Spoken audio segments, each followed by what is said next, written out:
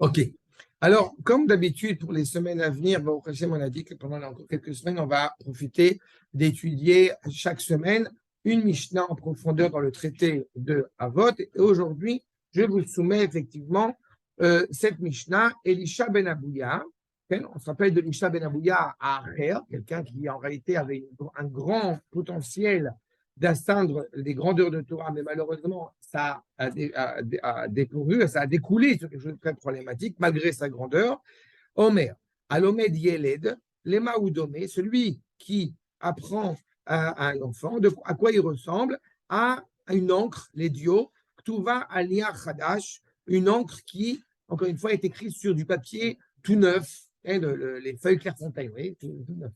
Nia Chadash, Ve'alomed Zaken, alors que quand on étudie, on enseigne à quelqu'un qui est plus âgé, alors les Maoudomé, les Dioktuva Nier Machou. Il y a déjà une expérience de la vie, donc automatiquement, on efface certaines choses pour en réécrire d'autres.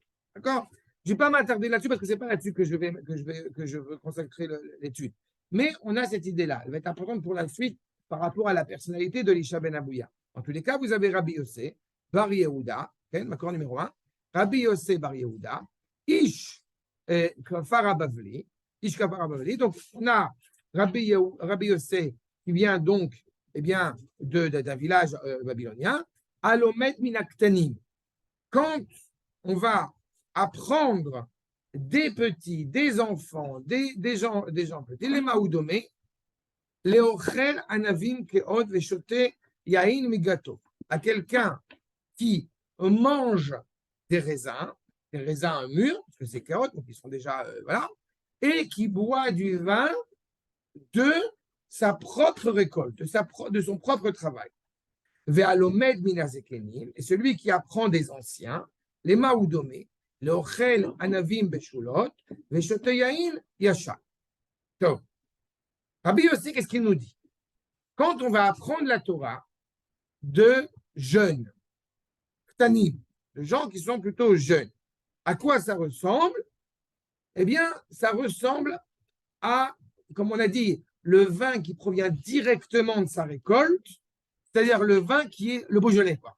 C'est un vin tout neuf. C'est un vin comment dirais-je, voilà, qui n'est pas encore cuit, qui n'est pas encore bien à l'automne, mais il apprend de l'enfant. Mais c'est comme ça qu'il apprend. Alors que quand on va apprendre de quelqu'un qui est déjà un peu plus âgé, alors il ressemble à celui qui va manger des raisins bien mûrs et un vin qui a déjà vieilli, qui a eu le temps déjà de vieillir. Rabbi, on ne sait pas qui c'est pour l'instant, il s'agit de Rabbi Udanassi, on va y revenir. Rabbi Omer, Al tistakel bakankan, el abema sheyeshbo. Ne regarde pas ce qu'il y a dans le pot, ne regarde pas le pot, mais regarde ce qu'il y a dedans, le bro, mais regarde ce qu'il y a dedans. Et là, sheyeshbo, kankan la cruche, enfin la cruche au sens, sheyeshbo, yesh kankan chadash. On a un pot qui a l'air tout neuf, mais qui est rempli malé yashan, qui est rempli, encore une fois, donc, comprenez ici, on va y revenir, mais d'un vin qui a eu le temps de vieillir. Même si le pot, il est tout neuf, à l'intérieur, il y a du vin qui a déjà bien mûri. Les maoudom, malé yashan. Yashan, shafilou chadash en pot. Et vous avez en face un pot qui a une apparence très antique, qui a très vieilli, mais en réalité, à l'intérieur, j'ai envie de dire, il y a de la piquette. D'accord? Il y a du Beaujolais, nouveau. J'attire votre attention pour commencer notre étude, sur un premier postulat. Vous avez en apparence, si vous avez bien, si peut-être vous l'avez remarqué, une controverse entre Rabbi Yossé et Rabbi. Puisque Rabbi Yossé, qu'est-ce qu'il nous a dit? Il est clair que tu as le devoir de regarder le pot, si je puis dire, puisqu'en fonction de la qualité de la personne, même si elle était jeune et qu'elle avait étudié la Torah, mais il est clair, selon Rabbi Yossé, que sa Torah, elle n'est pas suffisamment encore digérée, malaxée. Alors que la Torah d'un ancien, n'est-ce pas, avec toute la créativité du jeune homme, Alors que la Torah de l'Ancien, encore une fois, elle a pris le temps de se mettre en place, de mûrir. Aux yeux de Rabbi Meir, on a l'impression qu'en réalité, que tu apprennes d'un jeune homme ou que tu apprennes d'une personne suffisamment âgée, c'est pas ça le problème. C'est qu'est-ce qu'il y a à l'intérieur. Selon Rabbi Yossé, en réalité, il est clair, de toute façon pour les deux, il est clair que tu ne peux pas apprendre la Torah, comment dirais-je, qui ne viendrait pas d'un pot. Puisque on néglige l'extériorité du pot ou au contraire qu'on y donne importance, cela implique de toute façon qu'il faut qu'il y ait, encore une fois, un cadre. On a besoin de ce cadre, encore une fois, qui nous permet d'essayer de, si je prends par rapport au vin, vous savez pertinemment, parce que c'est tout le propos, vous savez pertinemment que quand on va avoir une cruche, un pot, un broc qui va être composé ou d'argile, enfin de pierre, ou composé ou d'or, par exemple, ça va énormément influencer, voire déglinguer, j'ai envie de dire, le vin. Donc il y a une valeur, semble-t-il, à ce pot. Mais il est certain que la vraie question qui va opposer Rabbi Yossé au Rabbi, c'est en réalité que représente la valeur de ce pot. Que c'est simplement un apparat extérieur ou c'est l'essentiel. Selon Rabbi Yossé, on a l'impression que c'est l'essentiel. Puisqu'on va apprendre de quelqu'un qui est quand même suffisamment âgé. Alors que pour Rabbi Meir, justement, je l'ai dit maintenant, mais on va y revenir. Alors que pour Rabbi, il semble que ça n'a pas tant d'importance que ça. Vous avez dans ma cour numéro 2, justement, a priori, il va aller dans le sens de Rabbi Yossé. Sifte Kohen Ishamru Dak, Torah Ivakshu Mipi, Imalach Hashem Tsevaot Hu. Il est clair que la connaissance, l'adhésion à la Torah de celui dont on va puiser cette Torah, dont on va recevoir cette Torah, nous dit la Gemara, doit ressembler à un ange divin. C'est-à-dire qu'en réalité, si tu vois le Rav, il ressemble à un ange tutélaire, n'est-ce pas, qui est engagé, dans ce cas-là, il est clair que tu dois entendre la vérité de sa bouche. Dans le cas contraire, ce ne serait pas envisageable. Ça implique, de prime abord, pour reprendre encore une fois la remarque de Rabbi Yossé, c'est qu'on ne peut pas ignorer le rapport peut-être subjectif que nous avons à l'égard du Rav en question. J'ai coutume de dire avec beaucoup d'humour, mais si j'arrivais à la yeshiva en short, il n'est pas certain que j'aurais le même crédit que si j'arrive malgré tout dans un vêtement respectable. Si je considère cette notion de peau. Donc ça a une importance. Maintenant, pourquoi est-ce qu'il y aurait a priori une préférence pour quelqu'un d'un peu plus âgé que quelqu'un de plus jeune? Et a priori, pour le moment, il est certain que quand on pense à quelqu'un d'un peu plus âgé, il a eu le temps justement de mettre en pratique une expérience. Comment dirais-je, les événements, les pérégrinations de la vie font que, en tant que père de famille, on est parti à l'armée, tout un ensemble de paramètres, et justement, d'autant plus par rapport à la Torah, qui encore une fois, nous ne sommes pas des philosophes. Donc il y a une Torah qui, a priori, s'inscrit encore une fois, plus on va avancer en âge, plus notre Torah va s'avérer d'autant plus, comme le vin, d'autant meilleur. Parce que automatiquement, la Torah, ce n'est pas seulement une transmission, n'est-ce pas, de texte, c'est d'abord et avant tout une transmission de la personne, de toute sa personnalité, de tout son engouement, encore une fois, à l'égard de la Torah. Donc une personne âgée, elle a tout un monde avec elle. Ce qui n'est pas forcément le cas, a priori, d'un jeune homme qui est, encore une fois, comment dire en hébreu, qui a encore un peu de lait sur la lèvre. Est-ce qu'on peut faire un rapprochement avec le corps? Le rapport au corps, on va voir justement, parce que pour l'instant, je vais dans le sens de Rabbi Yossé. On va voir ce que par rapport à Rabbi Meir. Et a priori, ce que tu dis, effectivement, une personne qui a vécu dans sa vie, elle a des traces, on va dire, des cicatrices de la vie qui font que ce soit positif ou négatif, mais qui, a priori, te rendent plus habilité à transmettre la Torah qu'un jeune homme. Tu auras plus de valeur, tu auras plus de maturité, comme on dit. Dans Shirachirim Rabbah, vous avez maintenant numéro 3. Tovim Dodecha Miyain. En réalité, justement, puisque on pense à ce broc, à ce pot où on y met dedans du vin, on nous dit clairement que le dodecha, en réalité, ta poitrine, ton lait, va être meilleur que le vin. C'est quoi le rapport ici avec la Torah, justement? Nous dit le Midrash Rabbah, vous savez que la Torah est métaphorisée en 3 liquides. L'eau, le vin et le lait. Enfin, le lait et le vin. D'accord? Nimshelu divrei Torah b'maim, beyain, et aussi bashemen, dans l'huile, bidvash, bechalal, dans le miel et dans le lait. Je ne m'attarde pas sur toutes les boissons parce que ce n'est pas le propos maintenant, mais exclusivement, évidemment, sur le vin.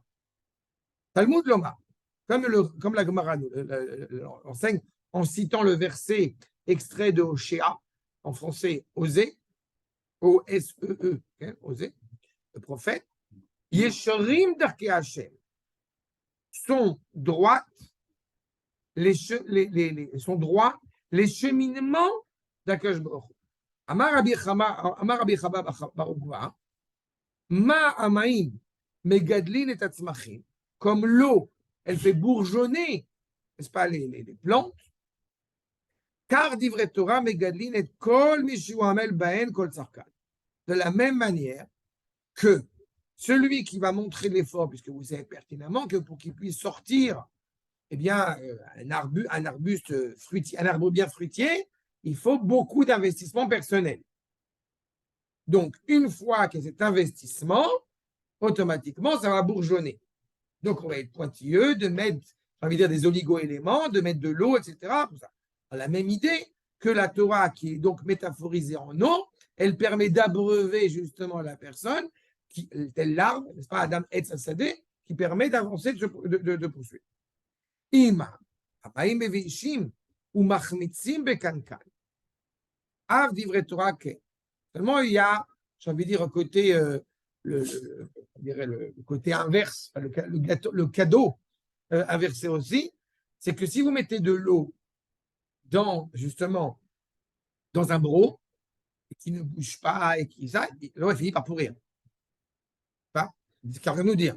D'un côté, c'est synonyme de vitalité, d'un côté, elle peut devenir imbuvable, si on ne l'avait pas dans le bon ustensile. Mais justement, à ce moment-là, on nous dit, oui, mais la Torah, elle est aussi métaphorisée en vin. Talmud Lomar, Yain, Ma Yain, Kol Zman Shu Mityashen Bekankan, Mishtabeach. Le vin, justement, plus il va vieillir, plus il va s'avérer encore meilleur, mais choubach. C'est très bien que le bon vin, ce n'est pas le vin de cette année. Ça va être le vin qui va prendre du temps dans le fût, n'est-ce pas, de plus en plus. C'est pas ce qui se passe. Ça va?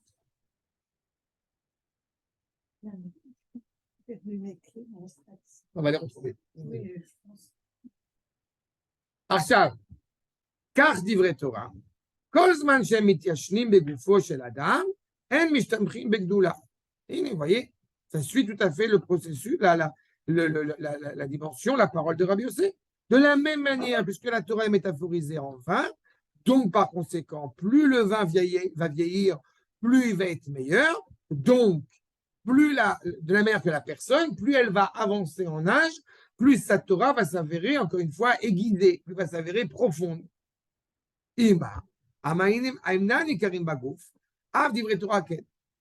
Alors que l'eau, encore une fois, elle abreuve la soif immédiate, mais pas en profondeur comme le vin. Le vin, il y a des effets, n'est-ce pas, du vin.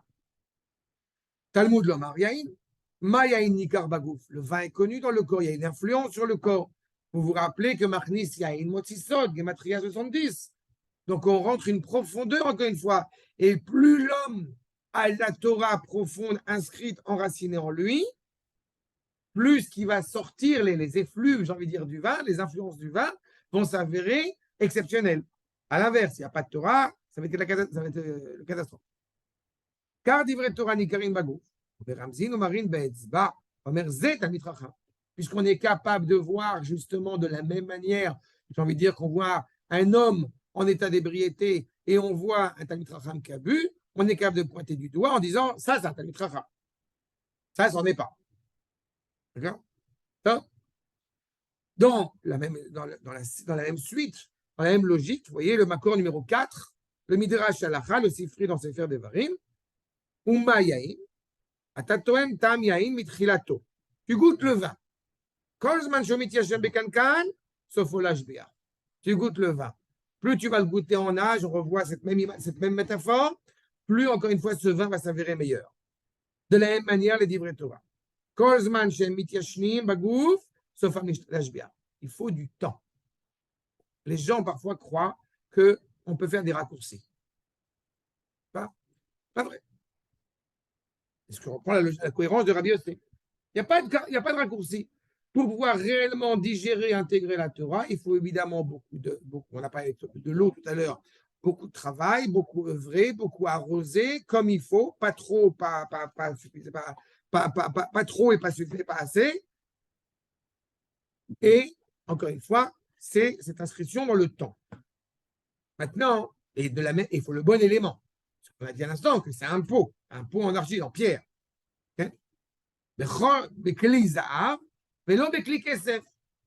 Un ustensile, n'est-ce pas? Pas dans un ustensile d'or ou d'argent, où le vin, encore une fois, va être frelaté, va être dénaturé. Et là, justement, étrangement, c'est pas un hasard que ce soit justement cet ustensile-là. Si d'un point de vue technique, le vin qui serait dans un ustensile de métal va pourrir, alors que c'est un ustensile qui a plus de valeur monnayable qu'un ustensile de pierre, il n'en demeure pas moins que nous dit le Rav ici, un enseignement exceptionnel. C'est justement l'ustensile qui a moins de valeur, qui est le plus faible de tous, qui est le moins valeureux de tous, qui permet au vin de mieux vieillir. Bekli cheres, car divrei Torah, en mitkamim ela, bemishu memit et atzmo. Il y a une faute de frappe, pardon, c'est pas memich, c'est memit. Celui qui meurt un peu pour elle. On est capable justement, à s'annuler totalement pour recevoir la Torah. Tel cet ustensile, encore une fois, qu'on a devant nous. Alors, a priori, j'ai envie de dire, on pourrait s'arrêter là, vous voyez, Rabbi Yossé a raison, et on a réglé tous les problèmes. Sauf que, ce n'est pas un hasard si j'ai commencé en citant dans cette Mishnah, Elisha ben Abouya. Pourquoi? Parce qu'on a ici un personnage, on a un homme assez particulier. Quelqu'un qui est exceptionnel, donc de l'intérieur, mais qui extérieurement a déjà prouvé que malheureusement, il a pris le mauvais chemin. Donc malgré la grande Torah qui peut l'animer à l'intérieur, on voit qu'il a bifurqué. Et ça m'amène effectivement à l'interrogation très intéressante sur le fait que Rabbi, qui dit ne regarde pas le pot, mais qu'est-ce qu'il y a dedans, eh bien, il y a une controverse entre les Chachamim. Est-ce qu'il s'agit de Rabbi Yehuda Hanassi? De manière générale, quand on dit Rabbi dans la Mishnah, c'est Rabbi Yehuda Hanassi. Sauf que là, eh bien, la majorité des commentateurs vont dire c'est Rabbi Meir Baal Hanes. Ce qui n'est pas plus mal, parce qu'en plus, Yudalet s'approche de la Iloula de Rabbi Meir, alors c'est l'occasion de le rappeler en même temps. Exactement. Et Rabbi Meir Baal Hanes, regardez Makor numéro 5, le Rav Tzvi Yehuda, justement. Ce n'est pas un hasard si, justement, dans cette même Mishnah, on a la parole de Rabbi Meir. Rabbi Meir nous dit, le Rav Tzvi Yehuda, Kanire ou Mechaven klape Rabo, Elisha ben Abouya, Ve, Arimon, faute de frappe, je vois. Arimon shematzabo vetocho, achal veklipato zarat. La grenade, on va y revenir à la grenade.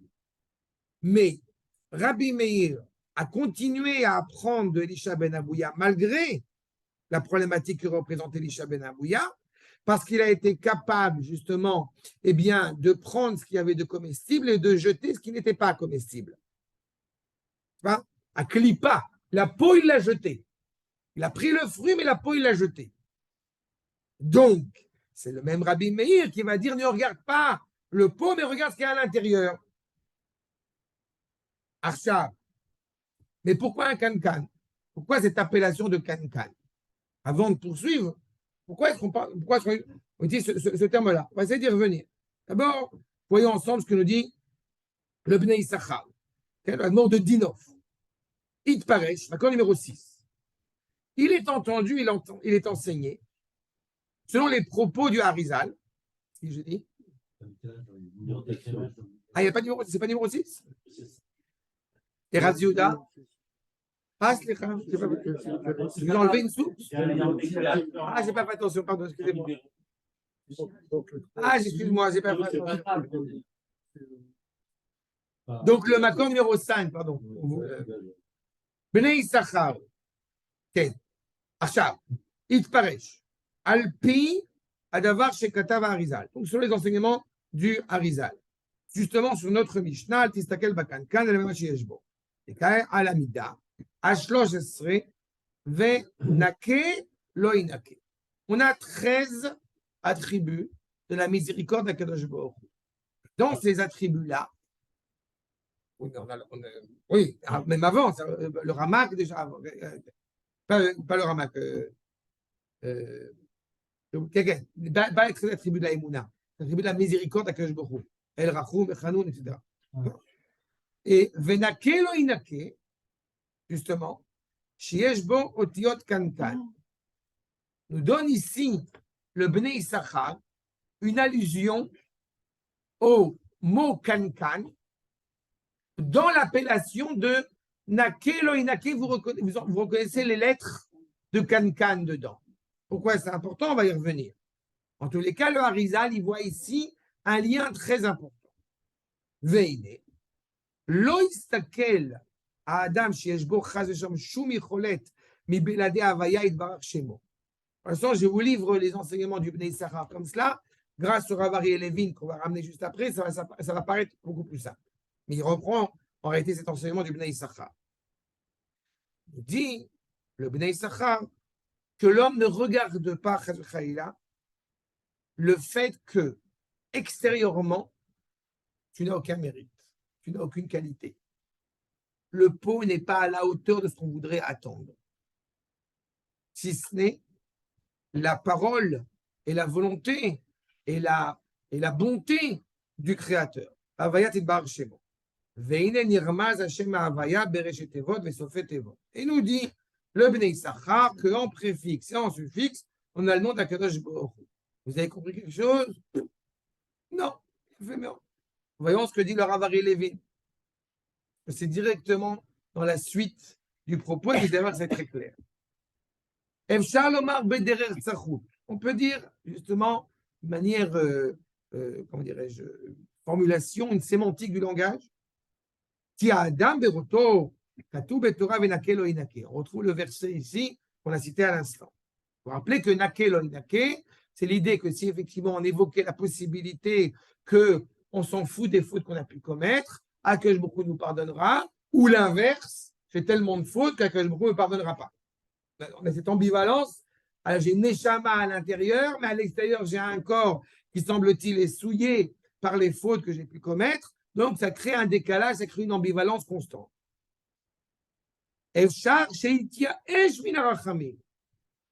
Quand tu vois le pot extérieur, le problème de Elisha ben Abouya, pour reprendre notre chacham, le acher, c'est qu'il s'est désespéré de la réalité.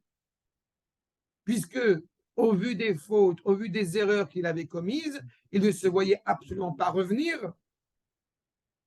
En disant ne regarde pas le cancan, mais regarde ce qui est à l'intérieur, on a ici une allusion, nous disent les Chachamim. Tu pourrais te désespérer en voyant le pot extérieur, en voyant le cancan. Et tu vas pas revenir vers Akadosh Baruch Hu puisque tu vois la rédemption extérieure et tu vois que c'est catastrophique. Mais parce que tu vois bien, tu as eu des fautes, Akadosh Baruch Hu, il ne va pas les nettoyer. Donc tu es foutu. Et Al-Ken Amar, Al Tistakel, ne regarde pas le cancan. Kelomar, Al tityesh min harachamim.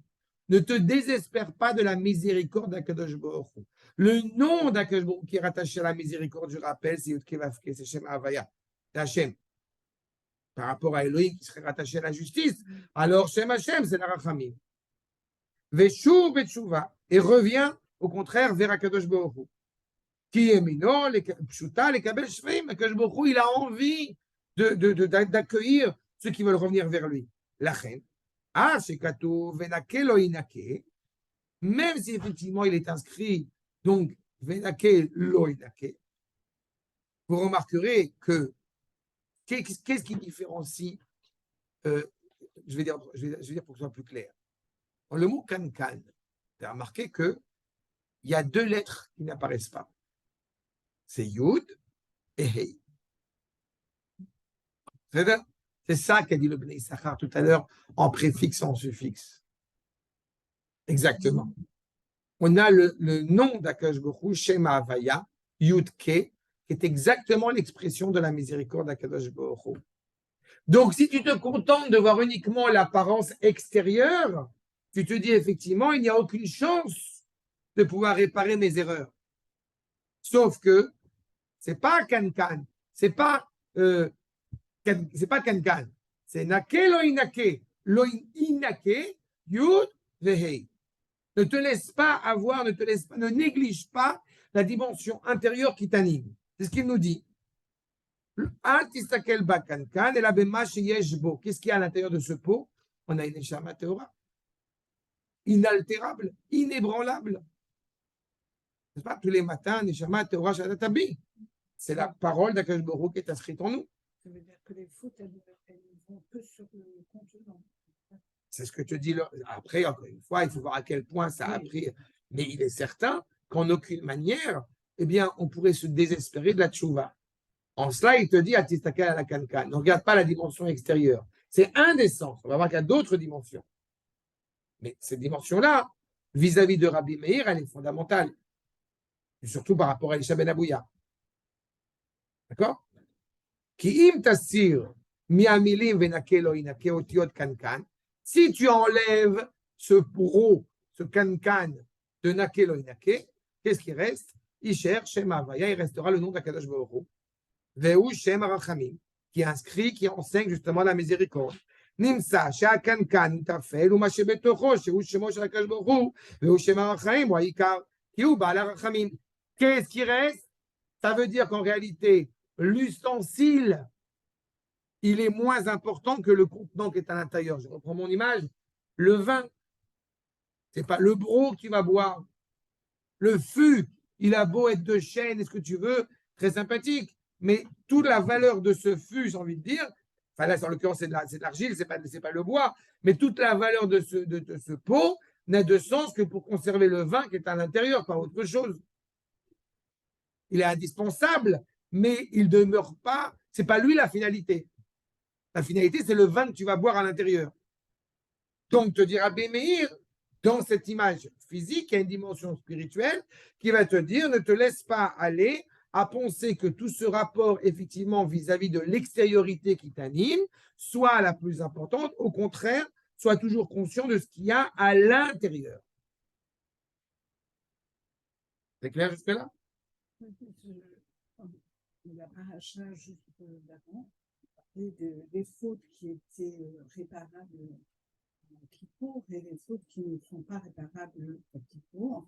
Et donc, les fautes qui sont réparables, ce sont les, d'après ce que j'ai compris, c'est les fautes qui sont liées à Kadosh Baruch Hu. Alors que les fautes qui ne sont pas réparables, c'est les fautes qu'on a avec... C'est ce qu'en général, on dit. Le rapport entre l'homme et son prochain, le rapport entre l'homme et Akadosh Baruch Hu. En réalité, c'est parce que seul l'espoir et seule la miséricorde d'Akadosh Baruch Hu permet réellement d'expier les fautes qu'on a commises vis-à-vis de lui. Ce n'est pas que les fautes d'Akadosh Baruch Hu sont moins importantes que les fautes de son prochain. Les fautes qu'on aurait commises vis-à-vis de son prochain, on a le privilège qu'on peut arriver à les réparer dans ce monde-ci. Parce que toi, tu vas voir ton prochain, tu vas réparer.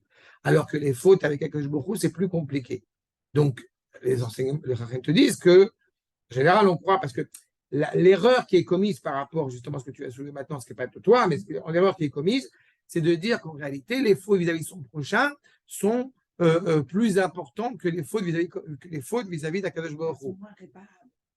Mais c'est parce qu'Akadosh Baruch Hu, le jour de Kippour, il est ce qu'on appelle Mechaper.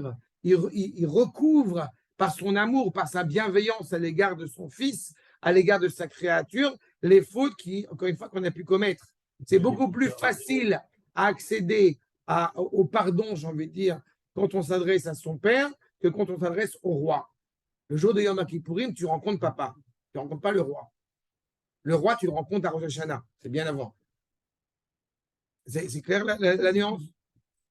Donc c'est en cela, effectivement, c'est pardonnable parce que Kadosh Baruch Hu a envie de pardonner. Mais il y a tout un travail à faire. Par contre, vis-à-vis de son prochain, ça ne sera pas pardonné. Pourquoi? Parce que si on n'a pas fait l'effort d'aller voir son prochain. Mais là, je ne rentre même pas dans ce carcan-là.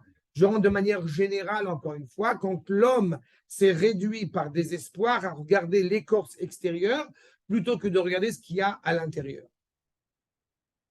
Donc, il y a, a priori, une sorte de réveil, une sorte de répit, une sorte comme ça de message d'espoir que donne Rabbi Meir.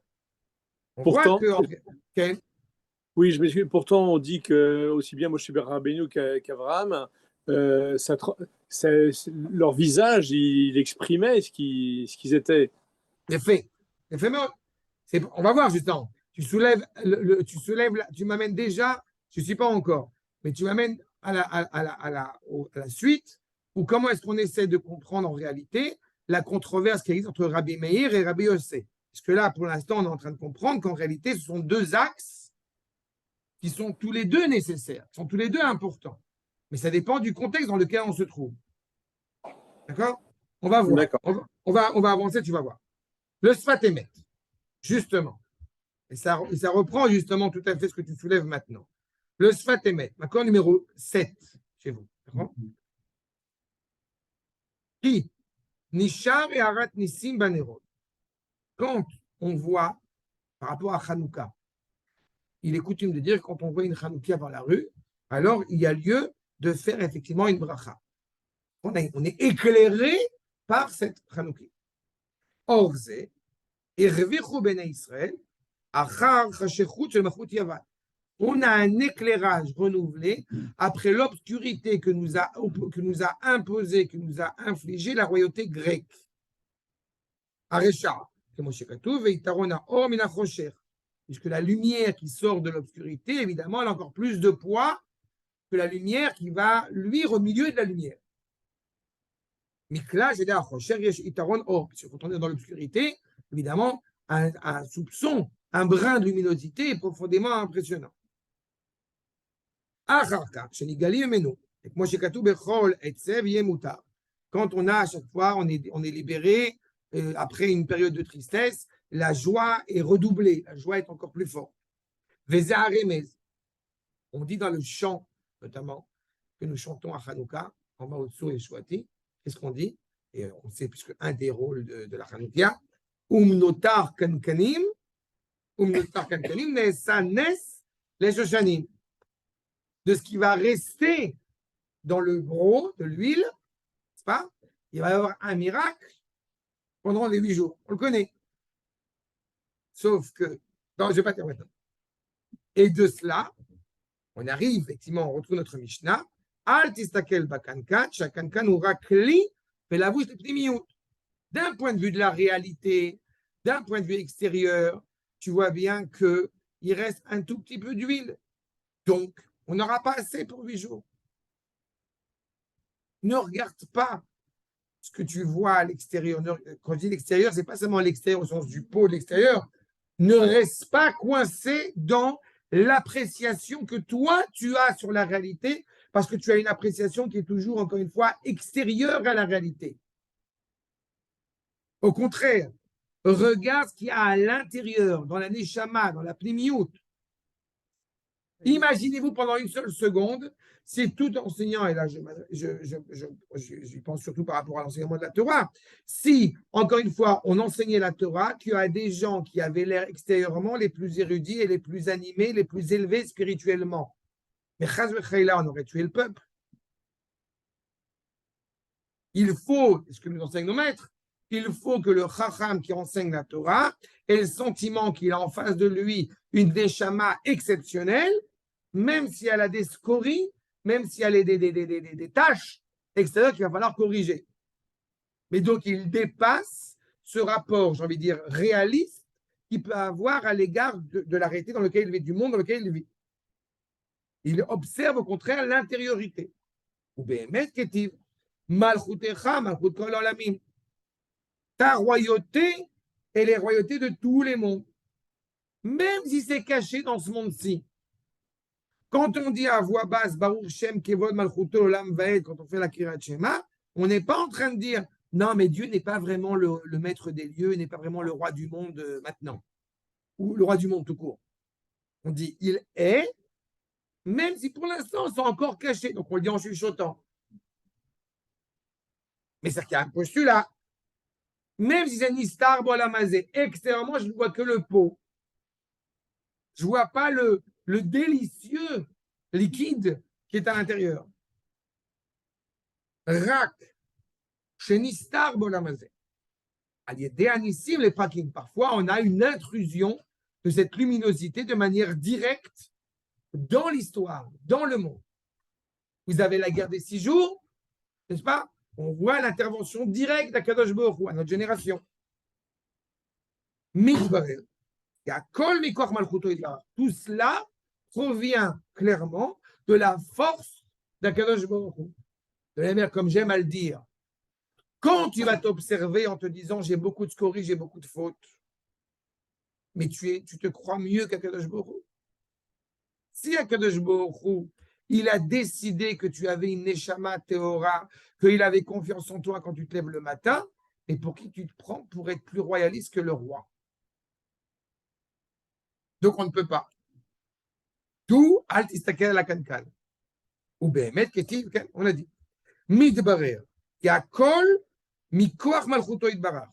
Veyesh achar kach yitaron min haester. Après, il y a un avantage justement au fait de se cacher. Pourquoi? Mikodem, vekol ele ha'arot shenimtza me'orav bevchinat ha'arba malchuyot, notli bnei Israël al yedei ha'galut shenigalim mimenu. Qu'est-ce qui se passe? Pendant cette période même historique, c'est pas seulement à l'échelle de l'individu, à l'échelle du peuple tout entier. Pendant cette période, nous avons traversé les différentes royautés. Mais on sait apprécier d'autant plus cette luminosité au moment où nous sortons de ces 4 royautés. Donc, il y a un avantage, on veut dire, aussi à ce moment de cacher, ce moment du pot. On a dit le pot qui permet au vin de mûrir progressivement. Donc, il y a un intérêt à ce que ce soit justement un pot pour que le vin puisse, encore une fois, évoluer, pour que le peuple juif puisse se révéler pleinement. N'est-ce pas? Donc, j'arrive à la 3e partie. Et ça reprend la remarque de Laurent. Chez Rabbi Yossé, on a dit, il faut que le vin mûrisse. Il faut que l'homme, il atteint un certain âge pour qu'on puisse arriver à une vraie compréhension, une vraie digestion de Torah. Chez Rabbi Meir, il va dire en d'autres termes, en réalité, ce n'est pas forcément physique.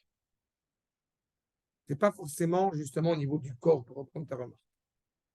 Quand on a en face de soi un jeune homme qui est élevé en Torah de manière assez impressionnante, on ne va pas dire j'ai rien à apprendre de lui parce qu'il est beaucoup plus jeune que moi.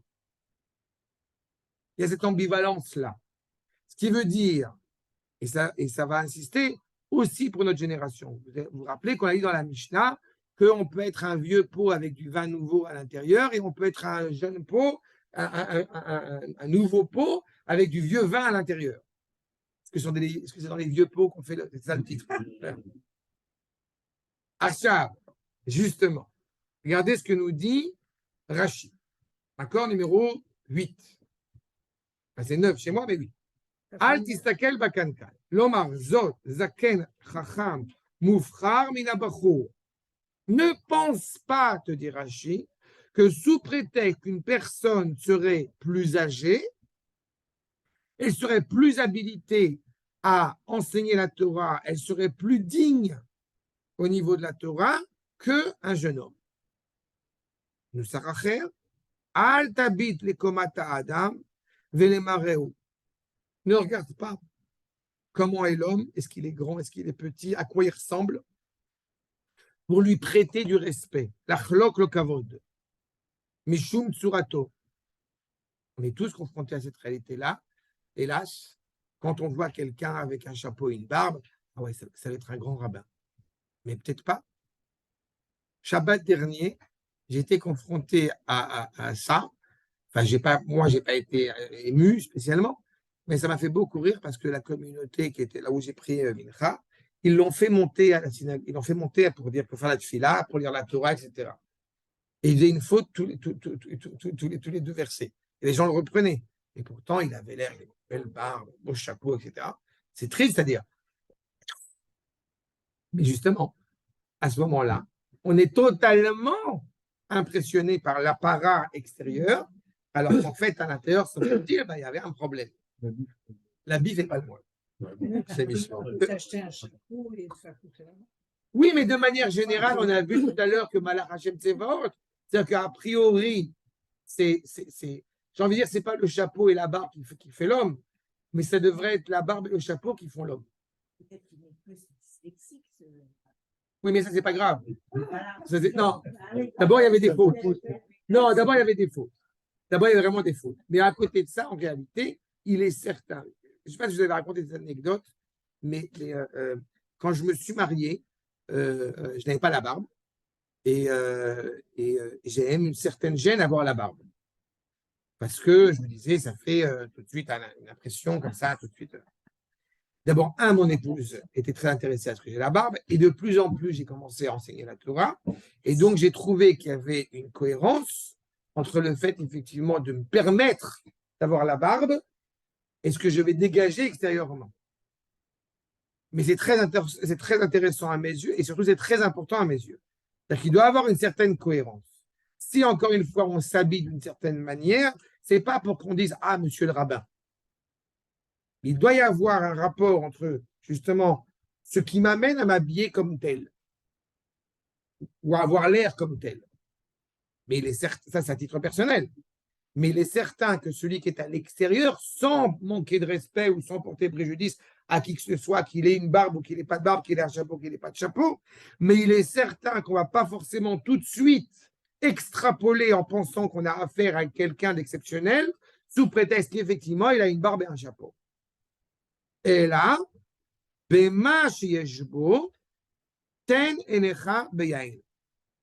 la mesure où tu vois dans sa manière de parler, tu vois dans sa manière d'enseigner, de diffuser, il y a quelque chose de suffisamment profond et qui m'élève, j'ai envie d'ajouter par mes propres mots, qui m'élève à servir à Akadosh Baruch Hu de la manière la plus fidèle, qui fait que, justement, imeshubar ou imla, si ce vin est vraiment un bon vin ou non.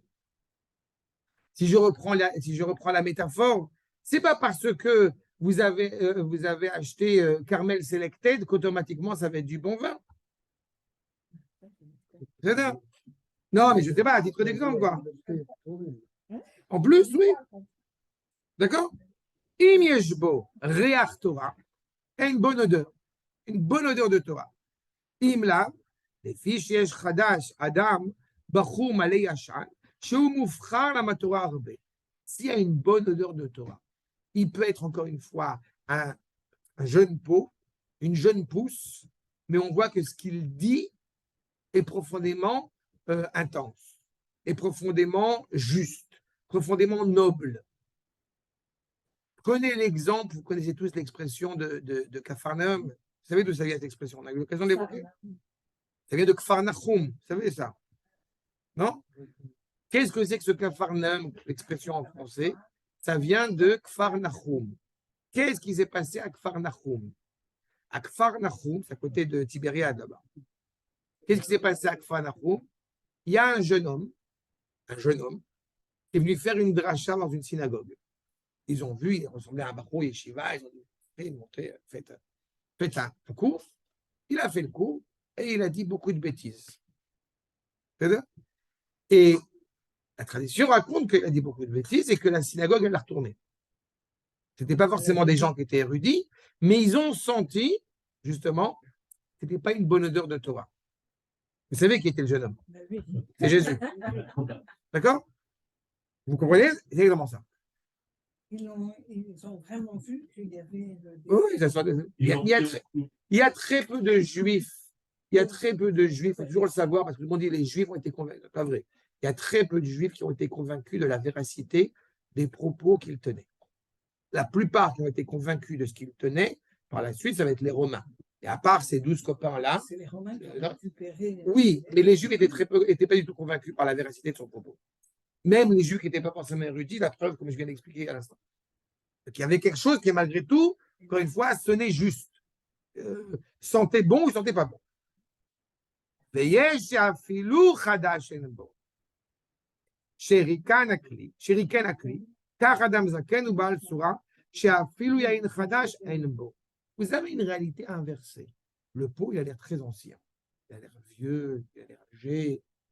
Il n'y a rien de nouveau dans ce qu'il dit. Manitou a été monté après quelqu'un qui avait un certain âge, qui est monté à dire une parole de Torah, et il n'a pas dit, c'était pas, comment on dit, c'était pas des lumières, parce qu'il a dit, il n'a pas soulevé des choses absolument exceptionnelles. Et Manitou est passé après lui. Et il a dit, alors les gens, ceux qui étaient Talmidei Chachamim, ils ont très bien compris ce qu'a dit Manitou, ceux qui n'ont pas compris, ceux qui n'étaient pas Talmidei Chachamim, évidemment, ils n'ont pas compris ce qu'a dit Manitou. C'est fascinant de voir comment quelqu'un de cet âge peut demeurer aussi jeune. Oh, c'est mignon. C'est exactement ça. Mais, exactement. Celui le commun des mortels, si je puis dire, à la synagogue, il a dit, ah ben c'est sympathique comme ça de dire, de parler de son collègue. Alors qu'en réalité, il a... Mais avec humour, avec tendresse, mais c'est ça.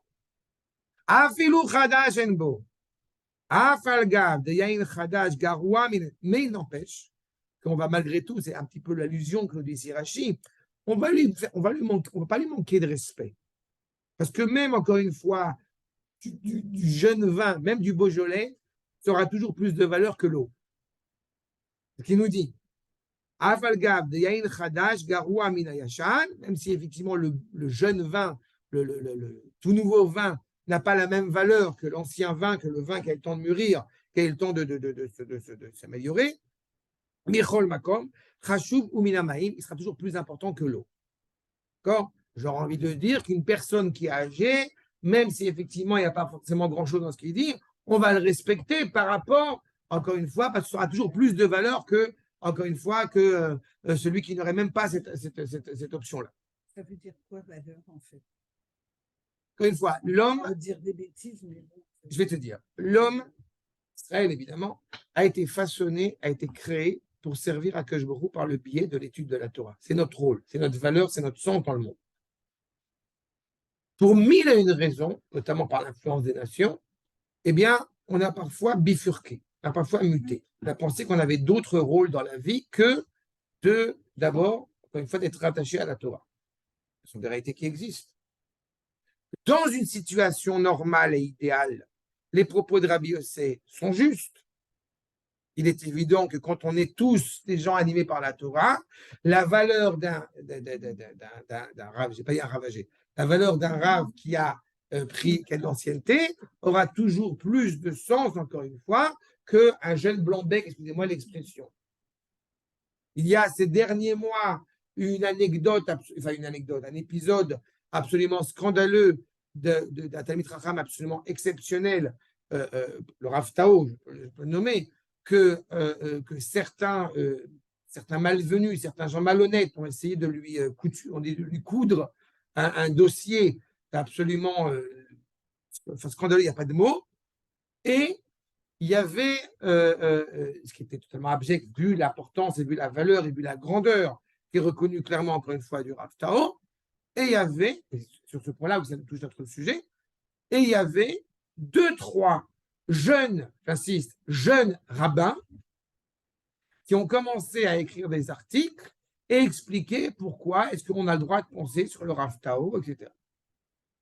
Mais même si, encore une fois, que Dieu préserve, il y avait eu un problème, D'abord, il y a un appareil judiciaire, ça se gère, ça se traite, on le fait discrètement. On sait encore une fois, il faut savoir qu'un rave, il a une influence pédagogique sur un ensemble de gens. On ne peut pas déblatérer sur une autorité qui est reconnue comme telle. Donc, avant même de savoir si effectivement, ça s'était passé ou ça ne s'est pas passé, mais un jeune rabbin blanc-bec, mais ferme ta bouche. De quel droit tu te permets d'ouvrir? C'est en cela où je parle de valeur. Quand on sait exactement, mais j'ai entendu dire du lachonara à Zépachout, mais en admettant même qu'il y avait eu quelque chose, il faut faire très attention. Et la moindre, encore une fois, des preuves d'intelligence et la preuve de valeur et de grandeur d'un rave, c'est quand il a suffisamment de crainte révérentielle envers Akadosh Baruch Hu pour comprendre, encore une fois, la valeur et le sens, encore une fois, du maître qu'il a devant lui.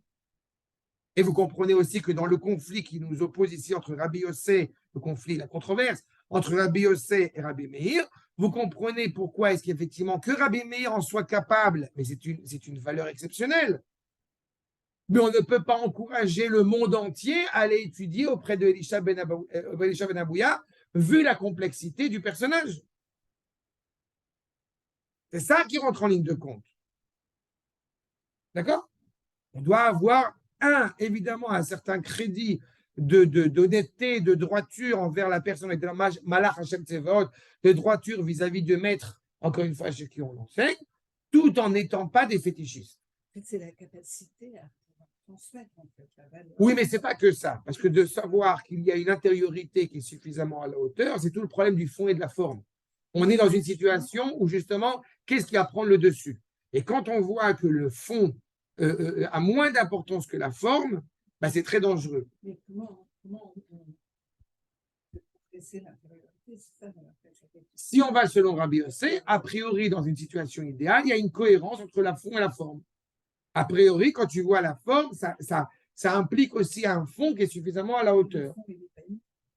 Non, le fond, il s'apprend avec les maîtres, etc. Mais tu comprends que tu as la forme, le pot, et tu as le fond qui est à la hauteur. Mais quand il y a une réalité où le fond n'est pas en cohérence avec la forme, je vous répète, il suffit de, il ne faut pas l'ouvrir trop, mais il suffit d'ouvrir un peu les infos pour se rendre compte du nombre d'épisodes, d'anecdotes, où on a des pseudo-rabbins, des tartuffes, excusez-moi l'expression, qui en réalité ont commis des impairs absolument terribles, absolument scandaleux, mais que c'est très compliqué à juger parce qu'ils ont une cour, ils ont des chassidim, alors qu'ils ont, je ne sais pas, œuvré avec des femmes, œuvré avec plein de problématiques.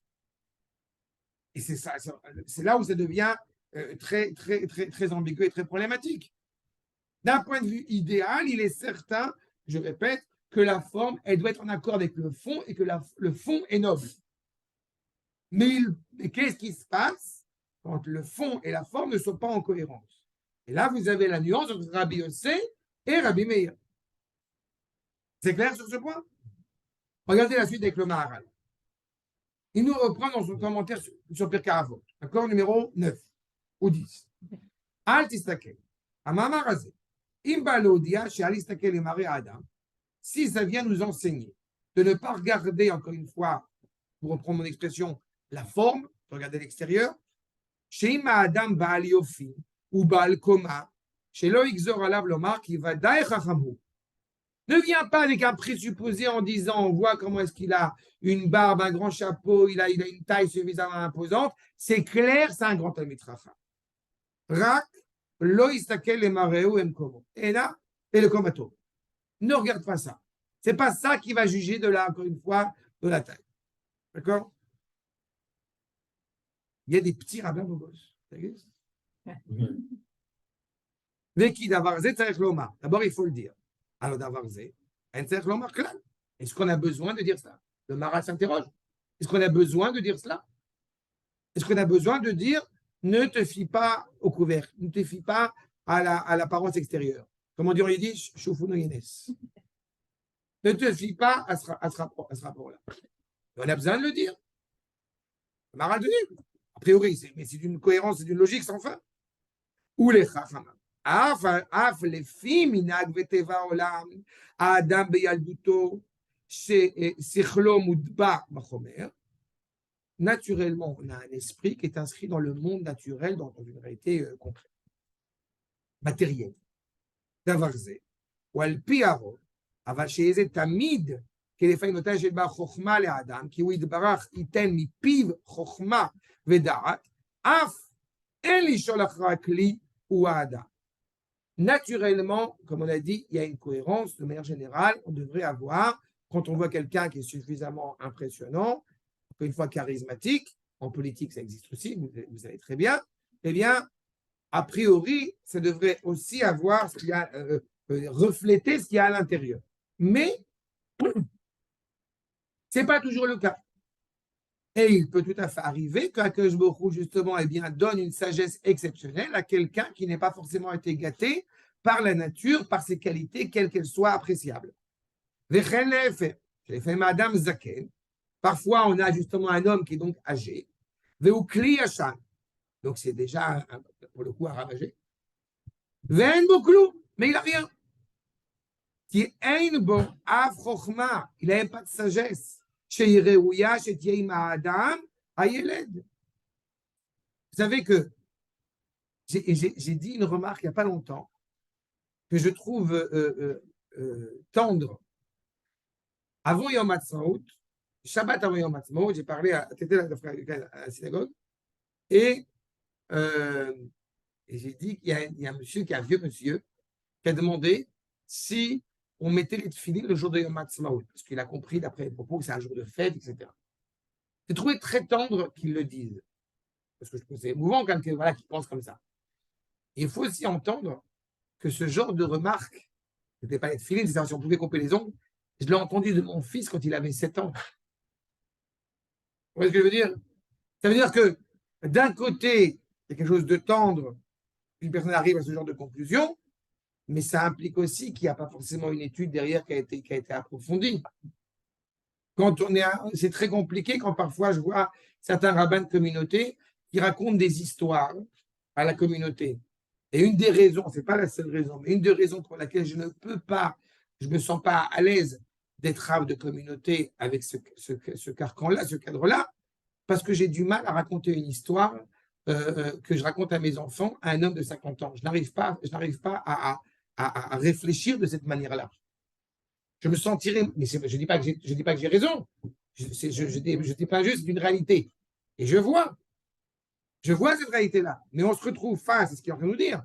On se retrouve parfois à des réalités. Vous avez un enfant qui a un esprit éclairé et on a en face un vieux monsieur qui n'a rien appris de sa vie. Peut-être que le vieux monsieur, il va faire chouva et puis.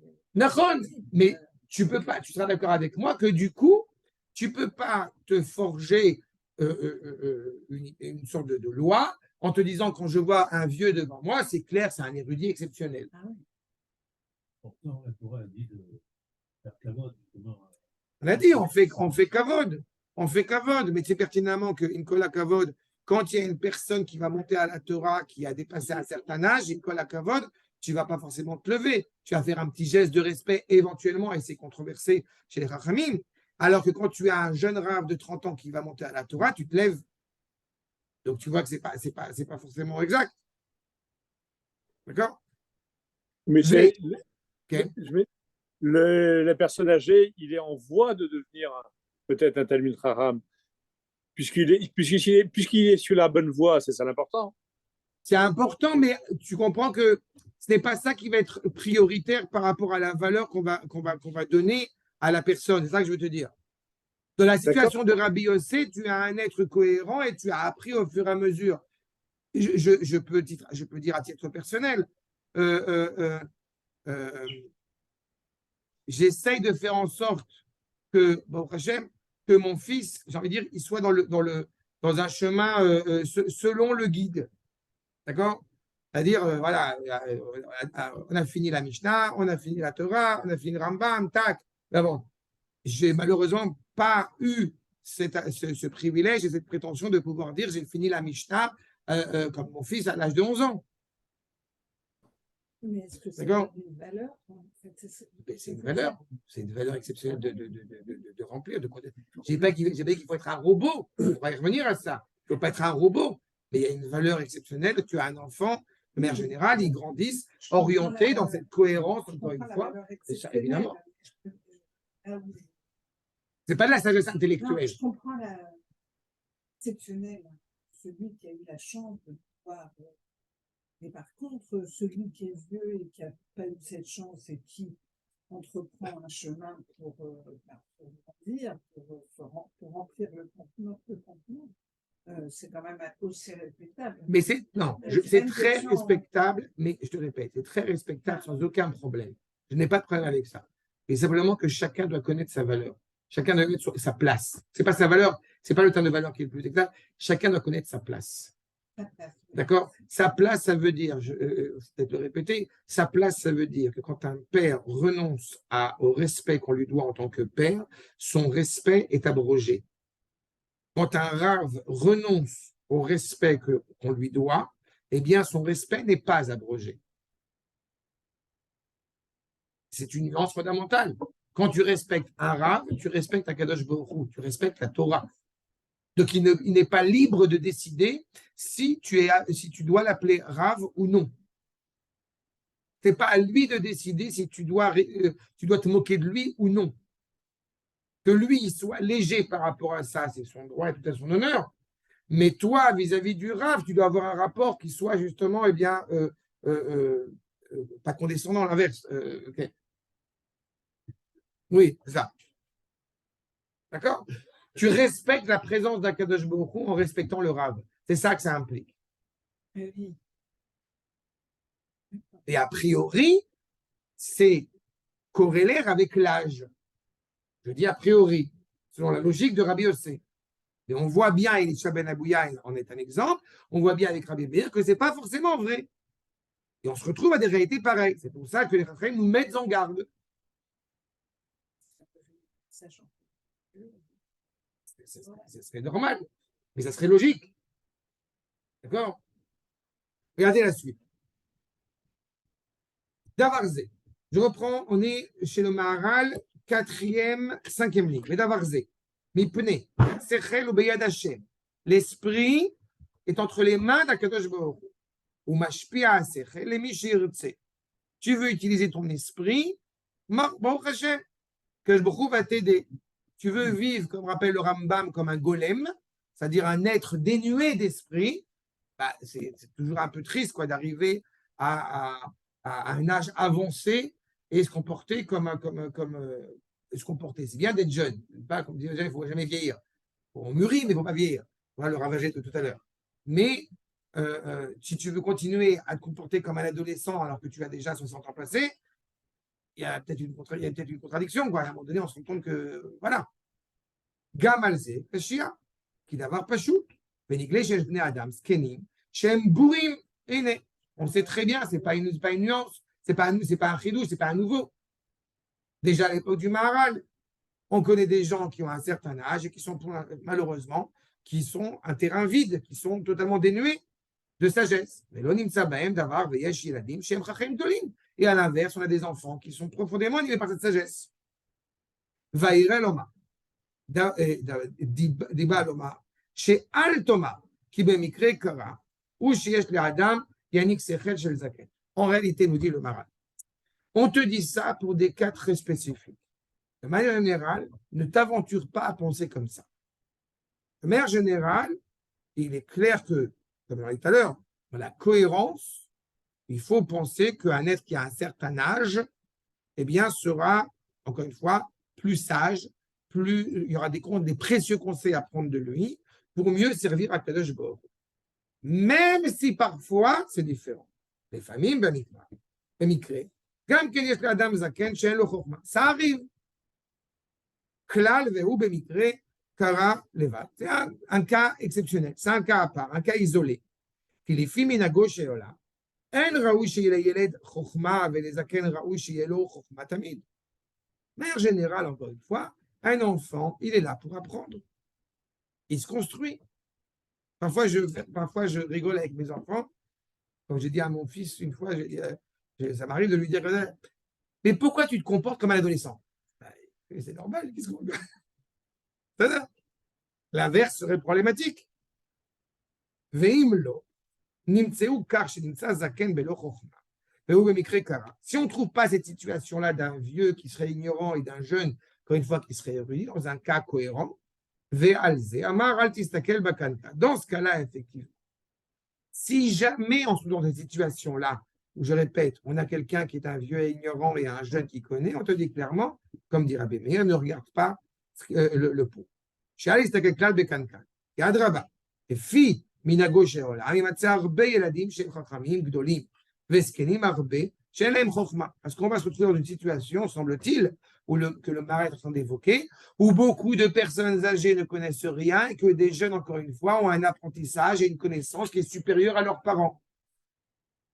Qui est la sechel et fiakankan klal, parce qu'en réalité, l'esprit n'est pas dépendant du pot. Et de la mère, j'ai envie de dire, c'est pas parce qu'on est fils de rabbin qu'automatiquement on est quelqu'un d'intelligent. D'accord? Il y a parfois des aiguillages, il y a parfois des facilités à accéder à des livres, mais ce n'est pas forcément le cas. Au contraire, on n'a pas dit qu'il y avait des différences entre les pots. Un pot est un pot. Donc, ce n'est pas ça qui va changer. Le can-can, il peut être le même. Il n'empêche qu'il y a une inclinaison intérieure qui peut s'avérer différente. Un talent, un esprit qui est plus éclairé grâce à Kadosh Baruch Hu, peu importe.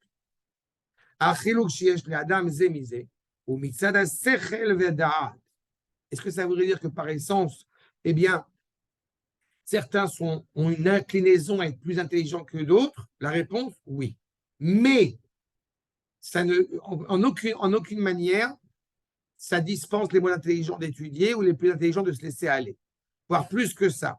Enseigne le Rav Tzvi Yehuda que, justement, quelqu'un qui a un talent inné, mais qui est fainéant, eh bien, ce talent peut s'estomper, cette qualité intellectuelle peut s'estomper face à celui qui va fournir, qui va redoubler d'efforts et qui aura justement par la suite plus de facilité à apprendre parce qu'il a redoublé d'efforts pour apprendre. Donc, même dans ce cas précis, on peut se retrouver dans une situation où tu as un esprit éclairé, un esprit vif, mais qui, j'ai envie de dire, finit par s'endormir parce que tu te restes acquis sur tes lauriers. C'est pas une question de paresse, c'est une question aussi du lien qu'on peut faire avec Hachem.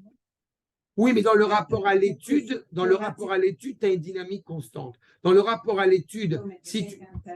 Oui, mais là, on parle du talent par rapport à l'étude de la Torah. Par rapport aux valeurs des choses. D'accord?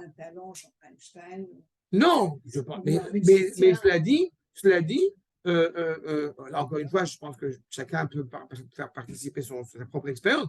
Cela dit, en tant qu'éducateur, j'ai pu voir des enfants qui avaient un talent exceptionnel pour pouvoir, une capacité d'étude. J'ai des enfants, j'en ai quelques-uns qui ne révisent pas leur examen, ils te ramènent 100. D'accord? À l'inverse, d'autres, ça va être l'inverse, ils vont faire beaucoup d'efforts et pourtant, ils n'ont pas forcément une note exceptionnelle. Eh bien, des enfants en primaire qui se sont habitués à ne pas avoir besoin de faire des efforts pour pouvoir atteindre une bonne note, eh bien, c'est très dangereux. Parce que quand ils arrivent au collège ou au lycée, où ça commence à devenir un peu plus compliqué, eh ben, ils ne savent pas du tout appréhender cette problématique-là. Donc, tu vois que même à ce niveau-là, tu retrouves cette même... Ils n'ont pas le goût de l'effort en plus. Voilà, en plus, la Torah, elle demande clairement un effort.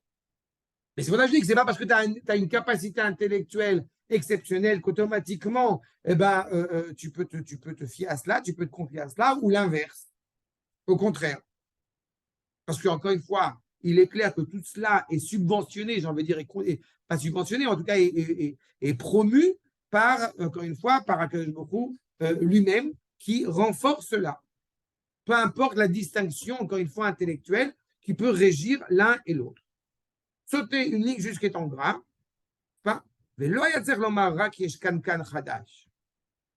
n'est pas nécessaire de dire uniquement qu'on a un nouveau pot. Mais là,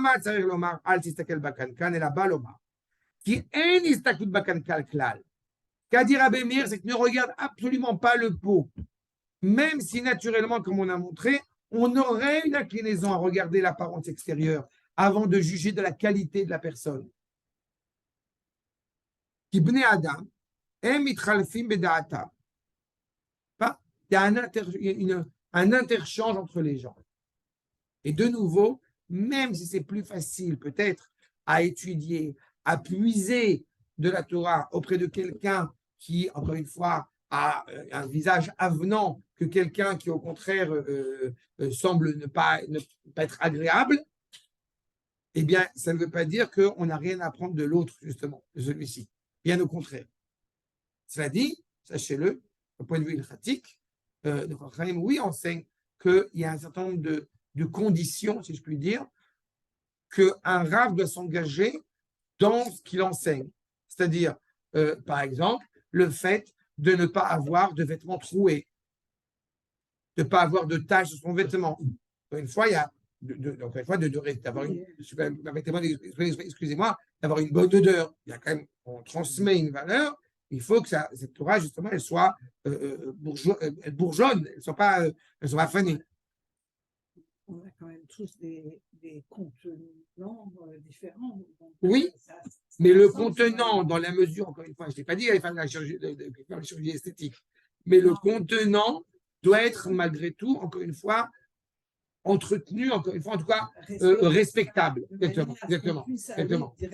Il faut que la vitrine du magasin soit agréable. Ça va? Sans être non plus, d'accord? Je ne me maquille pas encore.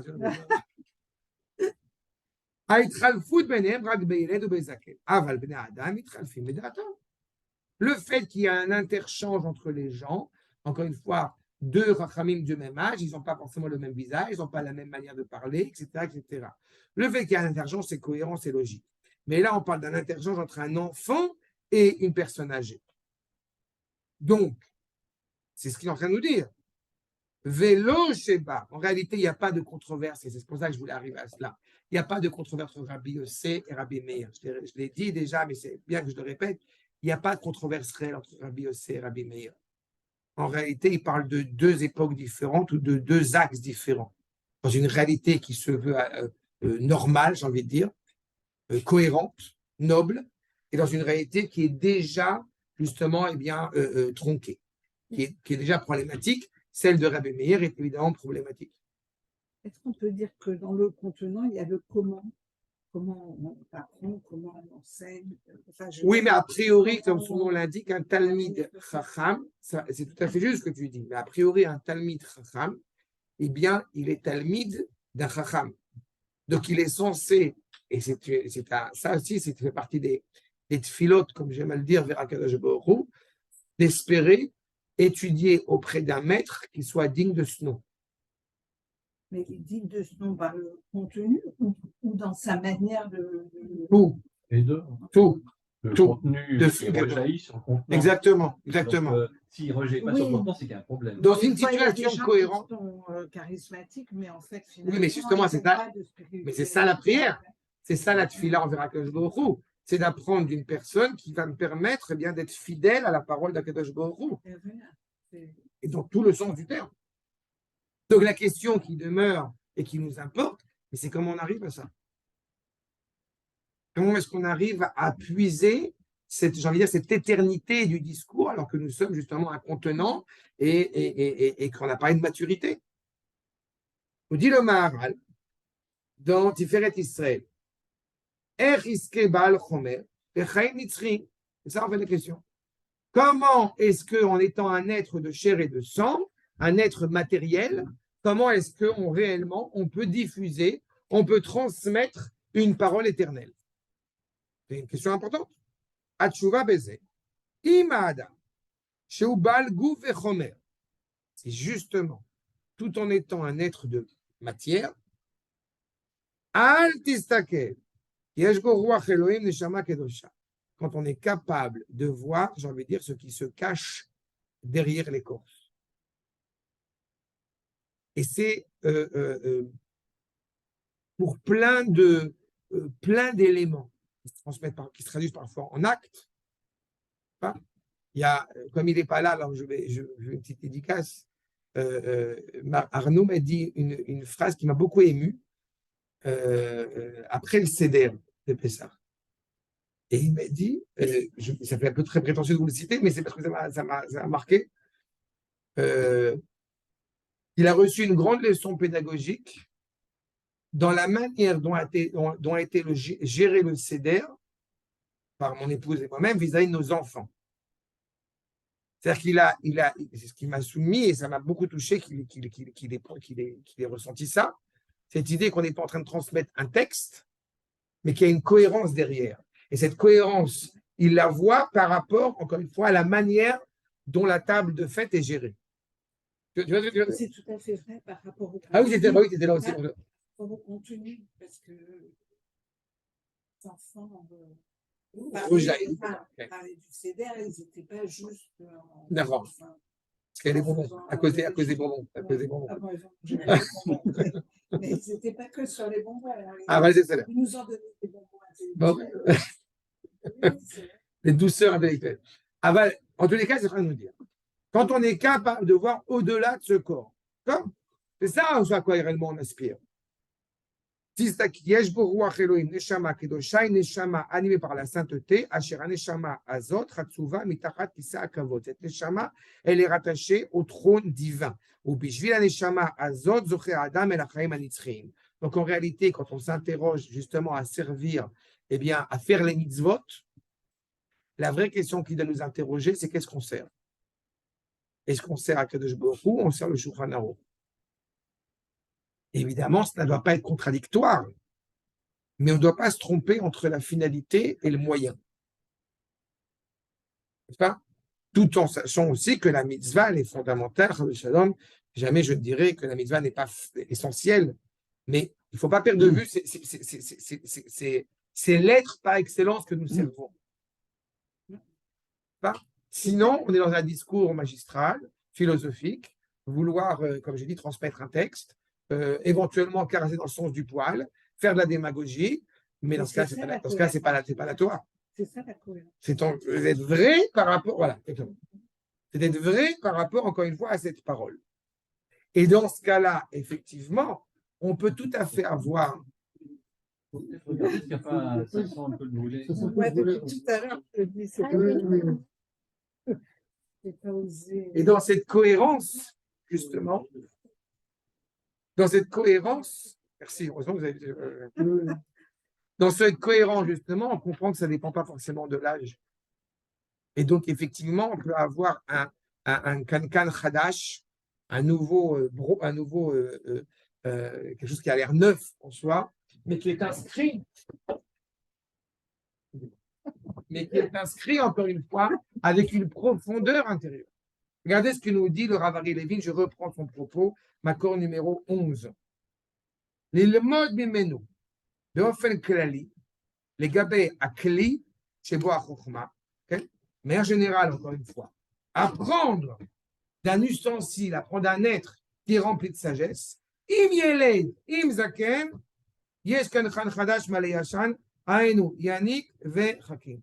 Qu'il soit jeune ou qu'il soit vieux, encore une fois, à partir du moment où il puise cette Torah de son maître, eh bien, en réalité, peu importe l'âge qu'il a, peu importe, encore une fois. Rabbi Eliezer ben Azaria, vous vous rappelez, il était jeune, il avait à peine 18 ans. Et pourtant, c'était un chacham exceptionnel. Justement, parce que c'était très troublant comment est-ce qu'il arrive à une telle sagesse, alors que le Boukhou a fait en sorte qu'il y a un poil blanc qui pousse sur sa barbe. D'accord. Mais c'est directement par Akadosh Baruch Hu lui-même. Parce qu'on avait en face de soi un être exceptionnel. Est-ce qu'on peut considérer que la Neshama, c'est le contenu, j'ai bien compris, et le contenant, et on dit parfois, je ne sais pas si c'est vrai, qu'on se réincarne, enfin, pas se réincarner, c'est pas nous, mais que les Neshama, elles vont d'un corps à un autre, quoi, d'un temps à un autre. Est-ce que ça a un rapport avec ça, dans le sens où la valeur de la Neshama? Je n'aurais pas induit ça de cette manière-là. Parce qu'on a un objectif, c'est que la Neshama, elle revienne totalement en cohérence et en cohésion avec ce corps. Alors, on a dit, en réalité, c'est peut-être une dimension de la Neshama, parce que c'est la dimension de la Torah, cette parole de la Torah, mais je n'aurais pas réduit cela en disant c'est la dimension Ça matérielle. dissuade Oui, pas, j'aurais pas dit la dimension matérielle et puis la neshama qui est à l'intérieur. Je pense que ça va plus loin que ça. Parce que je pense justement que c'est aussi par rapport à cette expérience de la vie. Et pour ta remarque, quand on parle d'une neshama qui revient, elle revient dans un corps parce qu'elle n'a pas encore terminé son rôle et que Akadosh Baruch Hu, dans sa grande bonté, permet à cette neshama de redescendre pour continuer à poursuivre le processus. Et à la fin des temps, quand on parle de la résurrection des morts, alors il est coutume de dire que la neshama, elle reviendra que le corps qui reviendra, ce sera le corps qui aura accompli eh bien, le plus de mitzvot parmi tous les corps qui se sont succédés l'un après l'autre. D'accord? Mais il est évident que il y a cet idéal, encore une fois, de la neshama, ce qui n'est pas encore possible dans le monde dans lequel nous vivons pleinement. Il faut du premier homme, évidemment, il est temps aussi pour quelque chose, mais il y a cet objectif que la neshama et le corps ne soient réellement que ensemble et que dans une unité totale et parfaite, qui n'est pas encore le cas pour le moment. D'accord? Achab. Dans tous les cas, le Rav Ari Levi nous dit clairement, Yesh, Kankan Yashan, Shafilu Chadash Enbo. On a dit, comme on l'a vu tout à l'heure, quelqu'un qui est âgé, mais qu'il n'y a rien de nouveau, il n'y a même rien de nouveau en lui. Et quand vous prenez Chadash, vous comprenez que ce n'est pas seulement Chadash en tant que nouveau, c'est aussi en tant que renouvelé. Il n'y a rien de pire. Quand je parle de vieux, je vais rajouter un point. Quand je parle de vieux, ce n'est pas la question d'âge, c'est la question de désabusé par la réalité. Je trouve qu'il n'y a rien de plus vieux que celui qui n'est plus capable de s'émouvoir, qui n'est plus capable de s'exalter de la réalité qui l'entoure. C'est là, à mon humble avis, où on arrive à la vieillesse. C'est pour ça que les plus grands sages, ils meurent. Ils meurent vieux, mais tu vois que dans leurs yeux et tu vois dans leur main enseignée qu'il y a une vitalité. Il y a une jeunesse, si tu veux, si je peux me permettre de le dire comme ça. Exactement. Il y a un renouveau perpétuel. Il n'y a jamais, comme je dis, le terme de désabusé. Achab.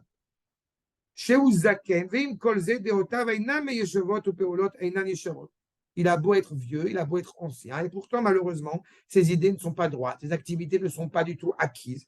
Et là,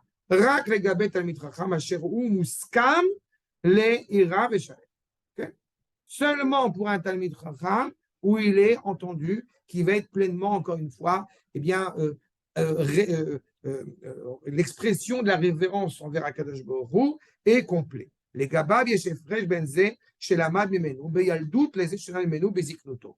Qu'est-ce que cela implique? Tout simplement que seule toute cette relation, encore une fois, de vieillesse ou de jeunesse n'a de cours que par rapport à les Talmidei Chachamim.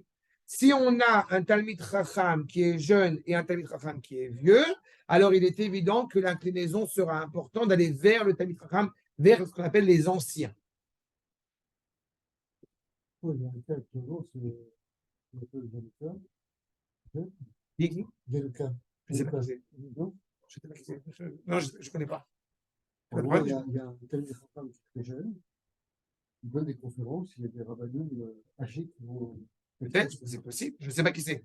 Mais je n'ai pas de problème avec ça. Que je peux, oui, te dire à titre d'exemple que je connais personnellement. J'étais à la bar mitzvah du Rabbi Didia. D'accord? Ou du Rabbi Didia Zeni. Où j'ai connu le Raphaël quand il était adolescent, on a quelques années de différence. Et pourtant, je lui demande des conseils, je demandais à la croix, je demande des choses à qui est plus jeune que moi. Dans ce cas-là, je peux te dire. Parfois, certains, ça pose problème.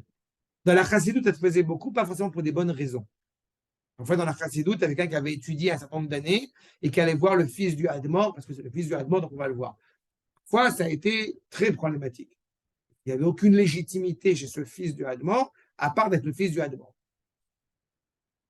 Parfois, ça peut s'avérer problématique. Et en général, quand on a un Saïrin, quand on a des Chachamim, comme on dit tout à l'heure, chacun connaît sa place. D'accord? Je me rappelle que quand j'avais un certain nombre de cours, je me rappelle des années ça, qu'il y avait quelqu'un qui avait demandé au Rav Cherki, au Rav Uri Cherki, il avait cité Rabbi Yehuda Halevi, il avait cité le Rambam. Et l'élève en question demande, et vous, qu'est-ce que vous en pensez? Et le Rav Cherki avait très justement répondu, après t'avoir ramené Rabbi Yehuda Halevi et le Rambam, t'es gentil, qu'est-ce que tu veux demander à moi? C'est ça que j'aime beaucoup, ce rapport, encore une fois, de C'est pas quelque chose de hiérarchie comme ça a été méprisant. Et je pense qu'encore une fois, voilà. D'accord? Pour reprendre Einstein de tout à l'heure, avant d'aller savoir si l'astrophysique c'est une bonne chose ou non, peut-être je vais plus prendre conseil auprès d'Einstein qu'auprès de mon boulanger. Peut-être. À moins que mon boulanger ait une connaissance. Bon. Vous connaissez Einstein, Oui, c'est qui? d'accord? C'est ça qu'il y a rien à nous dire. Mais ça peut arriver, malheureusement. Ziknei talmidei chachamim, kol zman shemazginim, datam mitiyashvet. Au contraire, comme on a dit, le vin.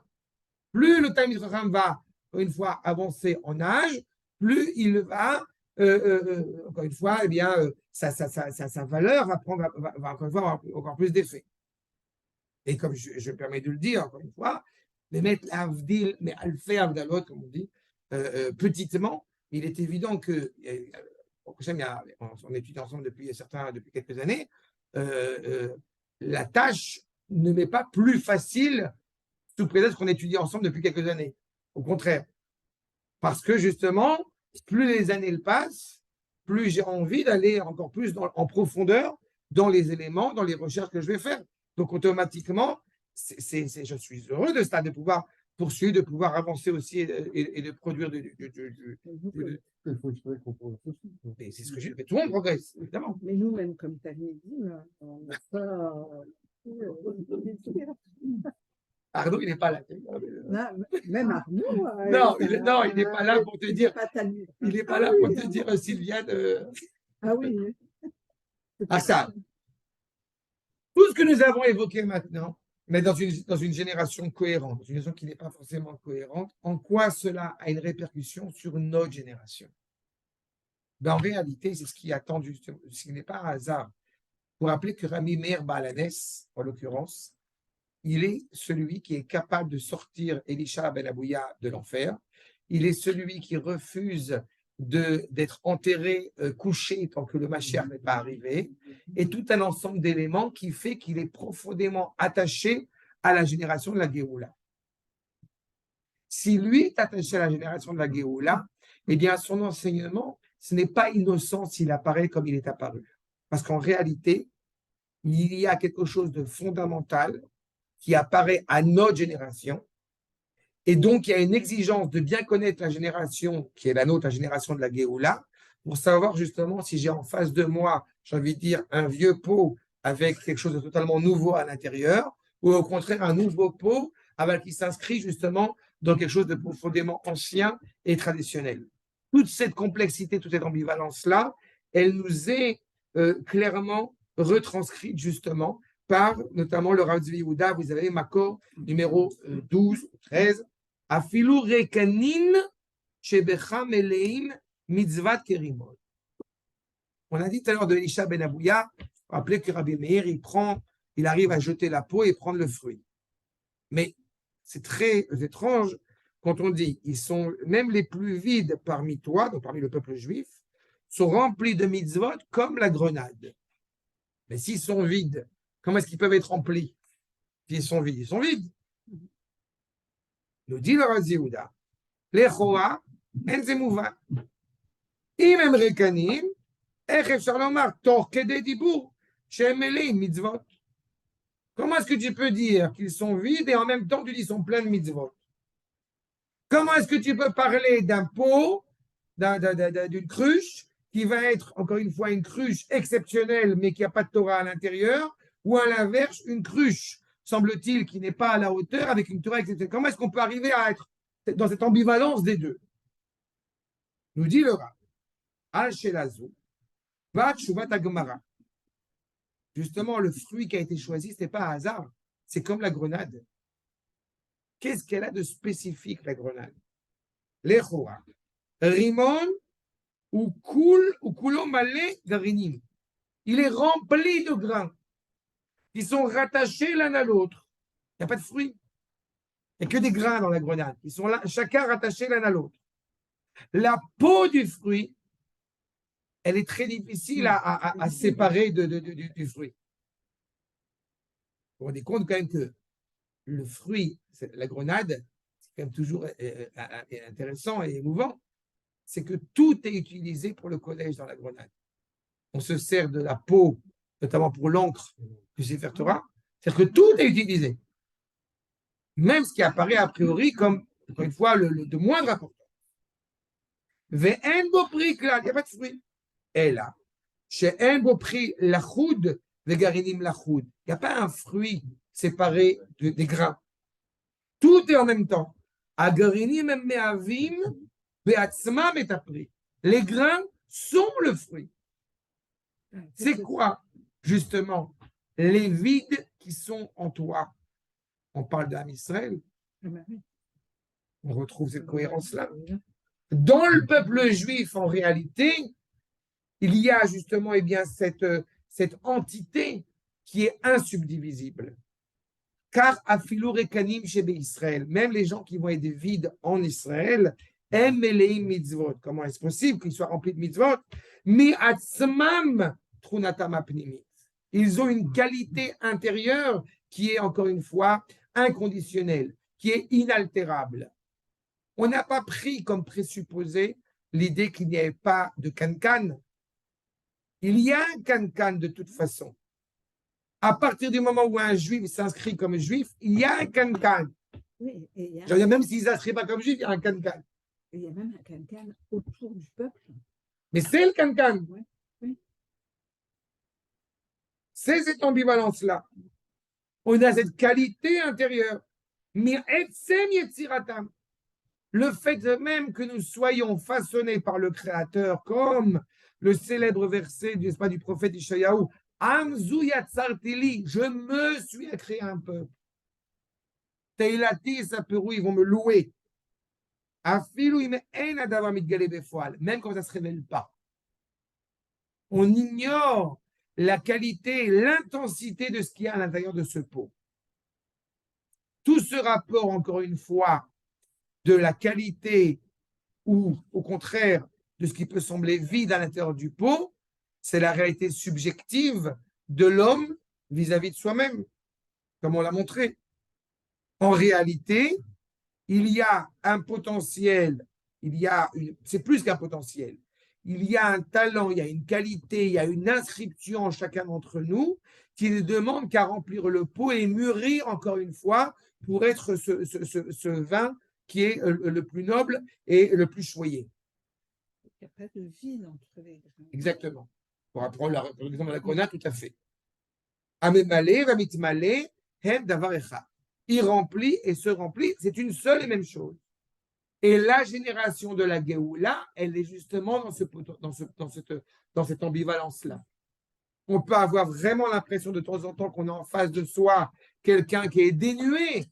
Je pourrais dire de manière suivante, un petit peu maladroite, on pourrait avoir le sentiment qu'il y a quelqu'un devant nous qui est dénué de toute spiritualité, de tout rapport à Akadosh Baruch Hu, alors qu'on voit une grandeur, encore une fois, exceptionnelle devant nous, et aussi l'inverse.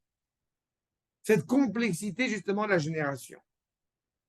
Nous dit le Rav Kook, justement, comment est-ce qu'on peut être un Kankan, Hadash, Malay Yashan, donc un nouveau pot, avec une Torah très ancienne à l'intérieur. Qu'est-ce que ça veut dire, ce nouveau pot? Le jeune, vous serez d'accord avec moi, et pas, je répète, pas que biologiquement parlant, mais le jeune, il a une manière de s'exprimer. Parfois, on va entendre des Talmidei Chachamim qui vont s'exprimer d'une certaine manière et on a l'impression qu'ils ont inventé une Torah. En réalité, si que Dieu préserve, ou alors c'est pas un Talmid Chacham, dans ce cas-là, c'est plus facile à gérer. Mais si on avait cette impression-là, cela signifierait que justement, ce n'est pas un Talmid Chacham.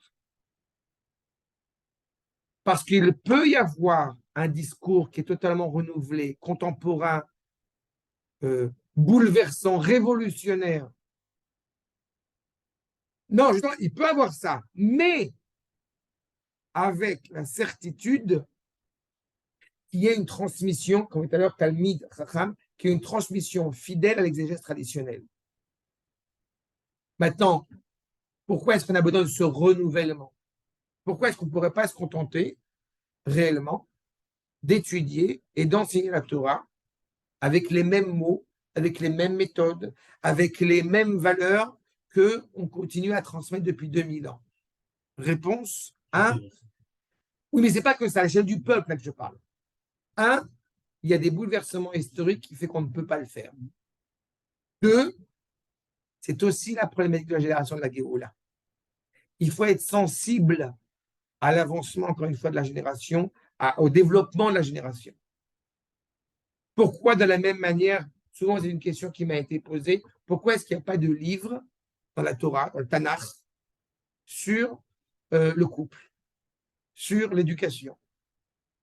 Mais si on avait un livre qui nous dit comment éduquer nos enfants, aujourd'hui il y a des livres qui sortent, il y a des transmissions, il y a des cours, je permets aussi de donner des cours. Mais si on avait un livre depuis 2000 ans qui disait comment il faut éduquer un enfant, ça serait dramatique. Parce qu'en réalité, il y a une parole qui est ancestrale et qui continue à perdurer, mais la manière de l'aborder, elle doit être recontemporanéisée constamment. Pour reprendre ce que tu me parlais à l'instant sur le CEDER, je ne suis pas certain que mes aïeuls, il y avait des bonbons à table. Il y avait des cacahuètes. Le Rambam parle de noix et de cacahuètes. Mais il n'y avait pas forcément de bonbons. Mais en réalité, le bonbon, c'est le bro, c'est le pot. C'est parce qu'il y a à l'intérieur. Et à l'intérieur, c'est le enfin, Exactement. C'est la parlé, vitalité du CEDER. Exactement. Regardez ce que dit le Rav Kook. Les familles, et c'est parfois ce que certains maîtres, d'ailleurs, eh bien, ont trébuché par rapport à cela, en voulant continuer à enseigner la Torah comme on l'enseigne depuis 300 ans, en arabe, en yiddish, en tout ce que vous voulez. Et en réalité, la génération en face, elle n'est plus capable d'entendre ce genre de discours et de la manière dont il est formulé même. Les familles, on doit parler parfois de choses nouvelles. Les familles, les daber davka dvarim yeshanim, bechidush tsura. Parfois, il y a des choses nouvelles qu'on doit essayer d'aborder, qu'on doit essayer d'appréhender. Et parfois, il y a aussi, justement, eh bien, des paroles anciennes, mais formulées de manière nouvelle. Ani choshev, שהשיחה שמדברים על דבר דברים ישנים בחילוש צורה, הוא יותר חשובה משיחה של דברים חדשים. Eh bien, apparaît aux yeux du Rav Kook, et c'est ce qu'on dira d'ailleurs aussi de Manitou, parce que beaucoup de gens aiment beaucoup Manitou, pour ce qu'ils retiennent de Manitou. Sauf que Manitou, c'est un fils, petit-fils, arrière-petit-fils, du côté de son père, du côté de sa mère, de Talmid Chacham exceptionnel, qui a une transmission, encore une fois, de Torah, qui se veut fidèle aux enseignements de ses maîtres. Donc la forme, elle est nouvelle, mais à l'intérieur, on a une tradition ancestrale.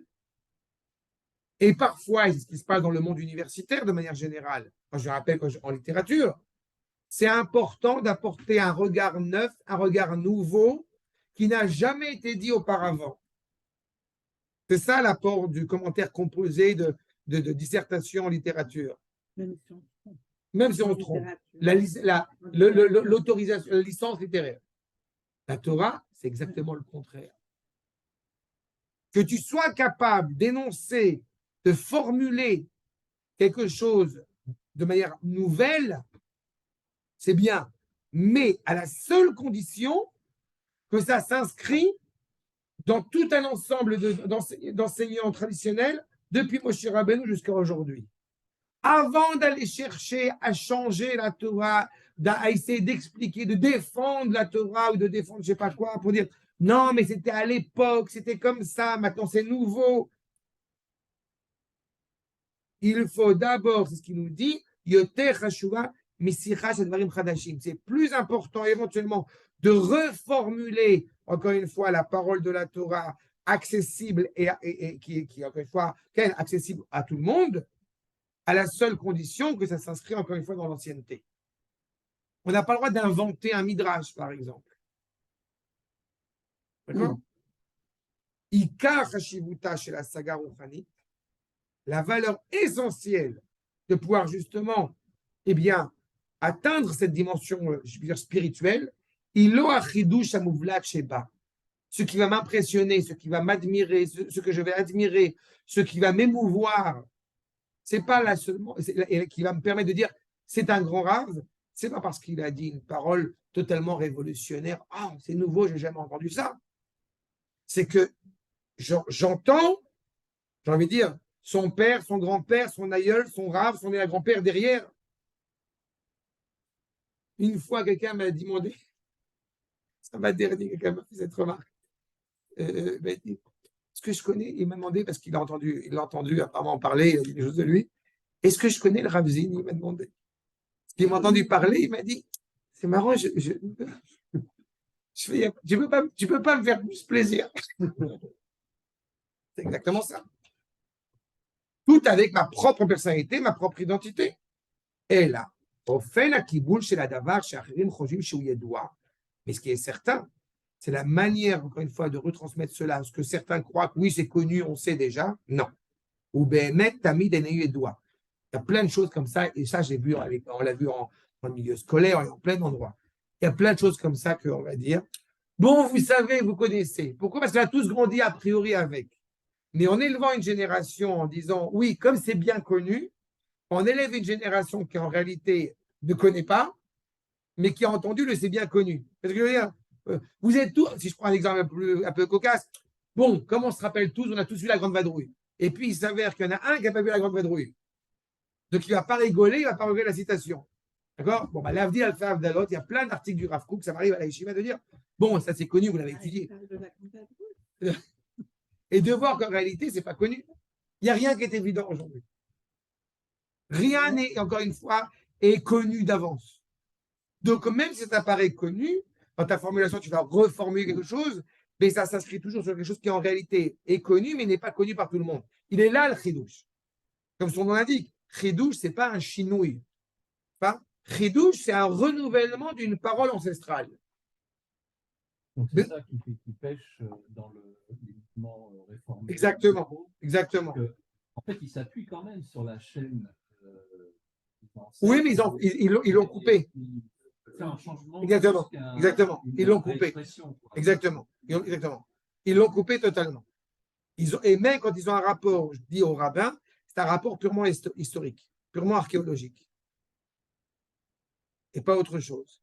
Alors que ce que nous parlons, c'est une parole, encore une fois, d'un Rav vivant. Encore une fois, quand je dis vivant, ce n'est pas parce qu'il est vivant, parce qu'il vit sur Terre. Rambam est vivant. À ce niveau-là, la parole du Rambam est vivante.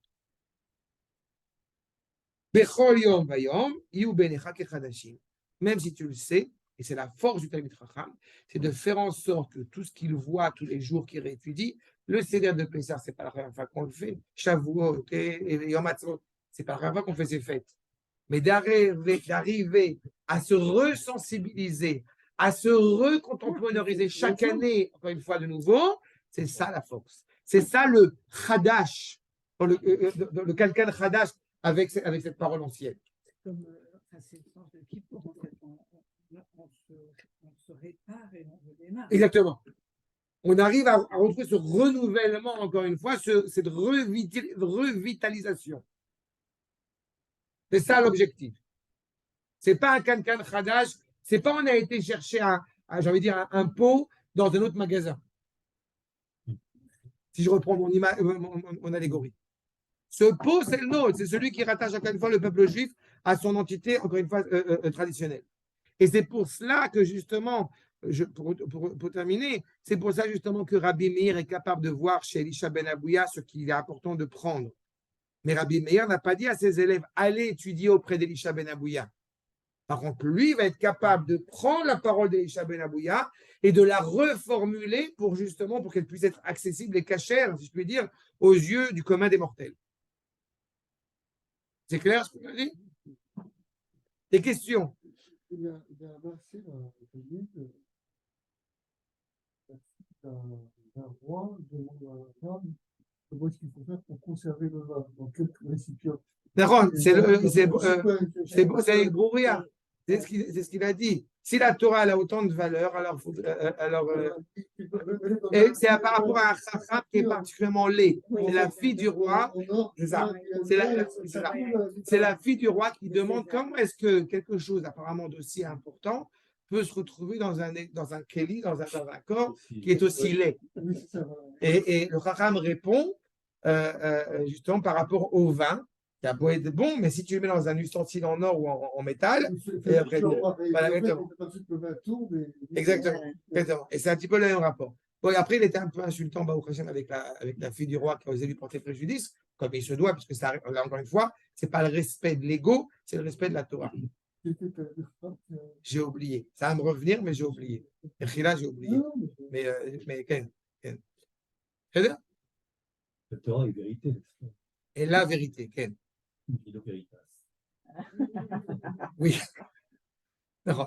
C'est pour ça que je. נכון. Non, Tout à fait, mais tu as raison. Raison. Et c'est avec le privilège qu'on y a accès.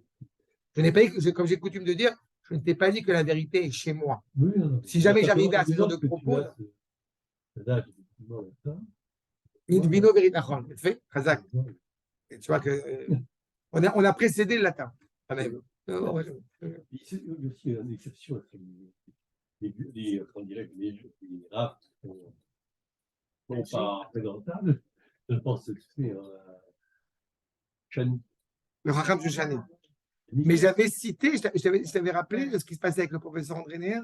Non, rappelle-moi, parce que je suis. Parce que c'est très intéressant par rapport à ce que tu soulèves maintenant, justement par rapport à notre propos.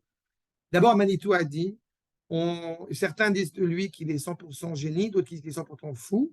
Et Manitou a dit, je pense qu'il est 100% génie, 100% fou. Il n'empêche que, et ça je l'ai entendu quand j'habite au Kibbutz d'Eliaou, parce qu'il était passé par Kibbutz d'Eliaou, et à l'époque, le professeur André Néer était aussi passé là-bas, bref. Et bien, quand il faisait une conférence au Kibbutz d'Eliaou, le professeur André Néer, se levait et sortait de la salle. C'est-à-dire, justement pour ce propos que tu soulèves maintenant. Le Chacham Shushani, comme son nom l'indique, il est appelé Chacham Shushani. Il n'est pas appelé le Ra Shushani. Ce n'est pas un hasard. Encore une fois, tu peux avoir la ville, mais tu peux avoir Elisha Ben Abouya, qui est encore une fois une connaissance et une capacité, une qualité exceptionnelle. Eh bien, il n'empêche que ce n'est pas l'idéal qu'on se fait du Rav tel qu'il doit être. Cette ambivalence-là, mais tu as tout à fait raison. Mais tu vois que professeur André Néer, en réaction justement par rapport à cela, il se lève, il sort. Parce que la vitalité pour lui de la Torah doit encore une fois avoir cette cohérence, cette dignité auquel on attend. Oui, mais ce qu'il est séfarade. Il n'est pas élève, il est séfarade. Donc il y a un côté, on est pareil, cette ambivalence. Aux yeux de professeur André Néer, il va aller plus dans la dimension de Rabbi Yossé. Peut-être que Maïto, il va aller comme Rabbi Meir. C'est-à-dire, on est séfarade, on est un peu. Rabbi Meir. D'accord, d'accord. Entre parenthèses pour la petite blague, mais, une fois, quelqu'un a demandé, j'ai vu un dialogue comme ça entre un juif ashkénaze et un juif séfarade. Pourquoi est-ce qu'un juif séfarade qui demande au juif ashkénaze, et pourquoi ça vous importe tellement le tombeau de Rabbi Meir et de Rabbi Shimon? Et l'ashkénaze, il lui dit, c'est parce que vous les avez transformés en séfarades, en appelant Rabbi Meir, Rabbi Shimon. Mais si vous les aviez appelés Reb Meir et Reb Shimele, eh ben, vous auriez compris pourquoi nous aussi, on a notre part avec Rabbi Meir et Rabbi Shimon. Beuchim Tiyou. Merci beaucoup, David.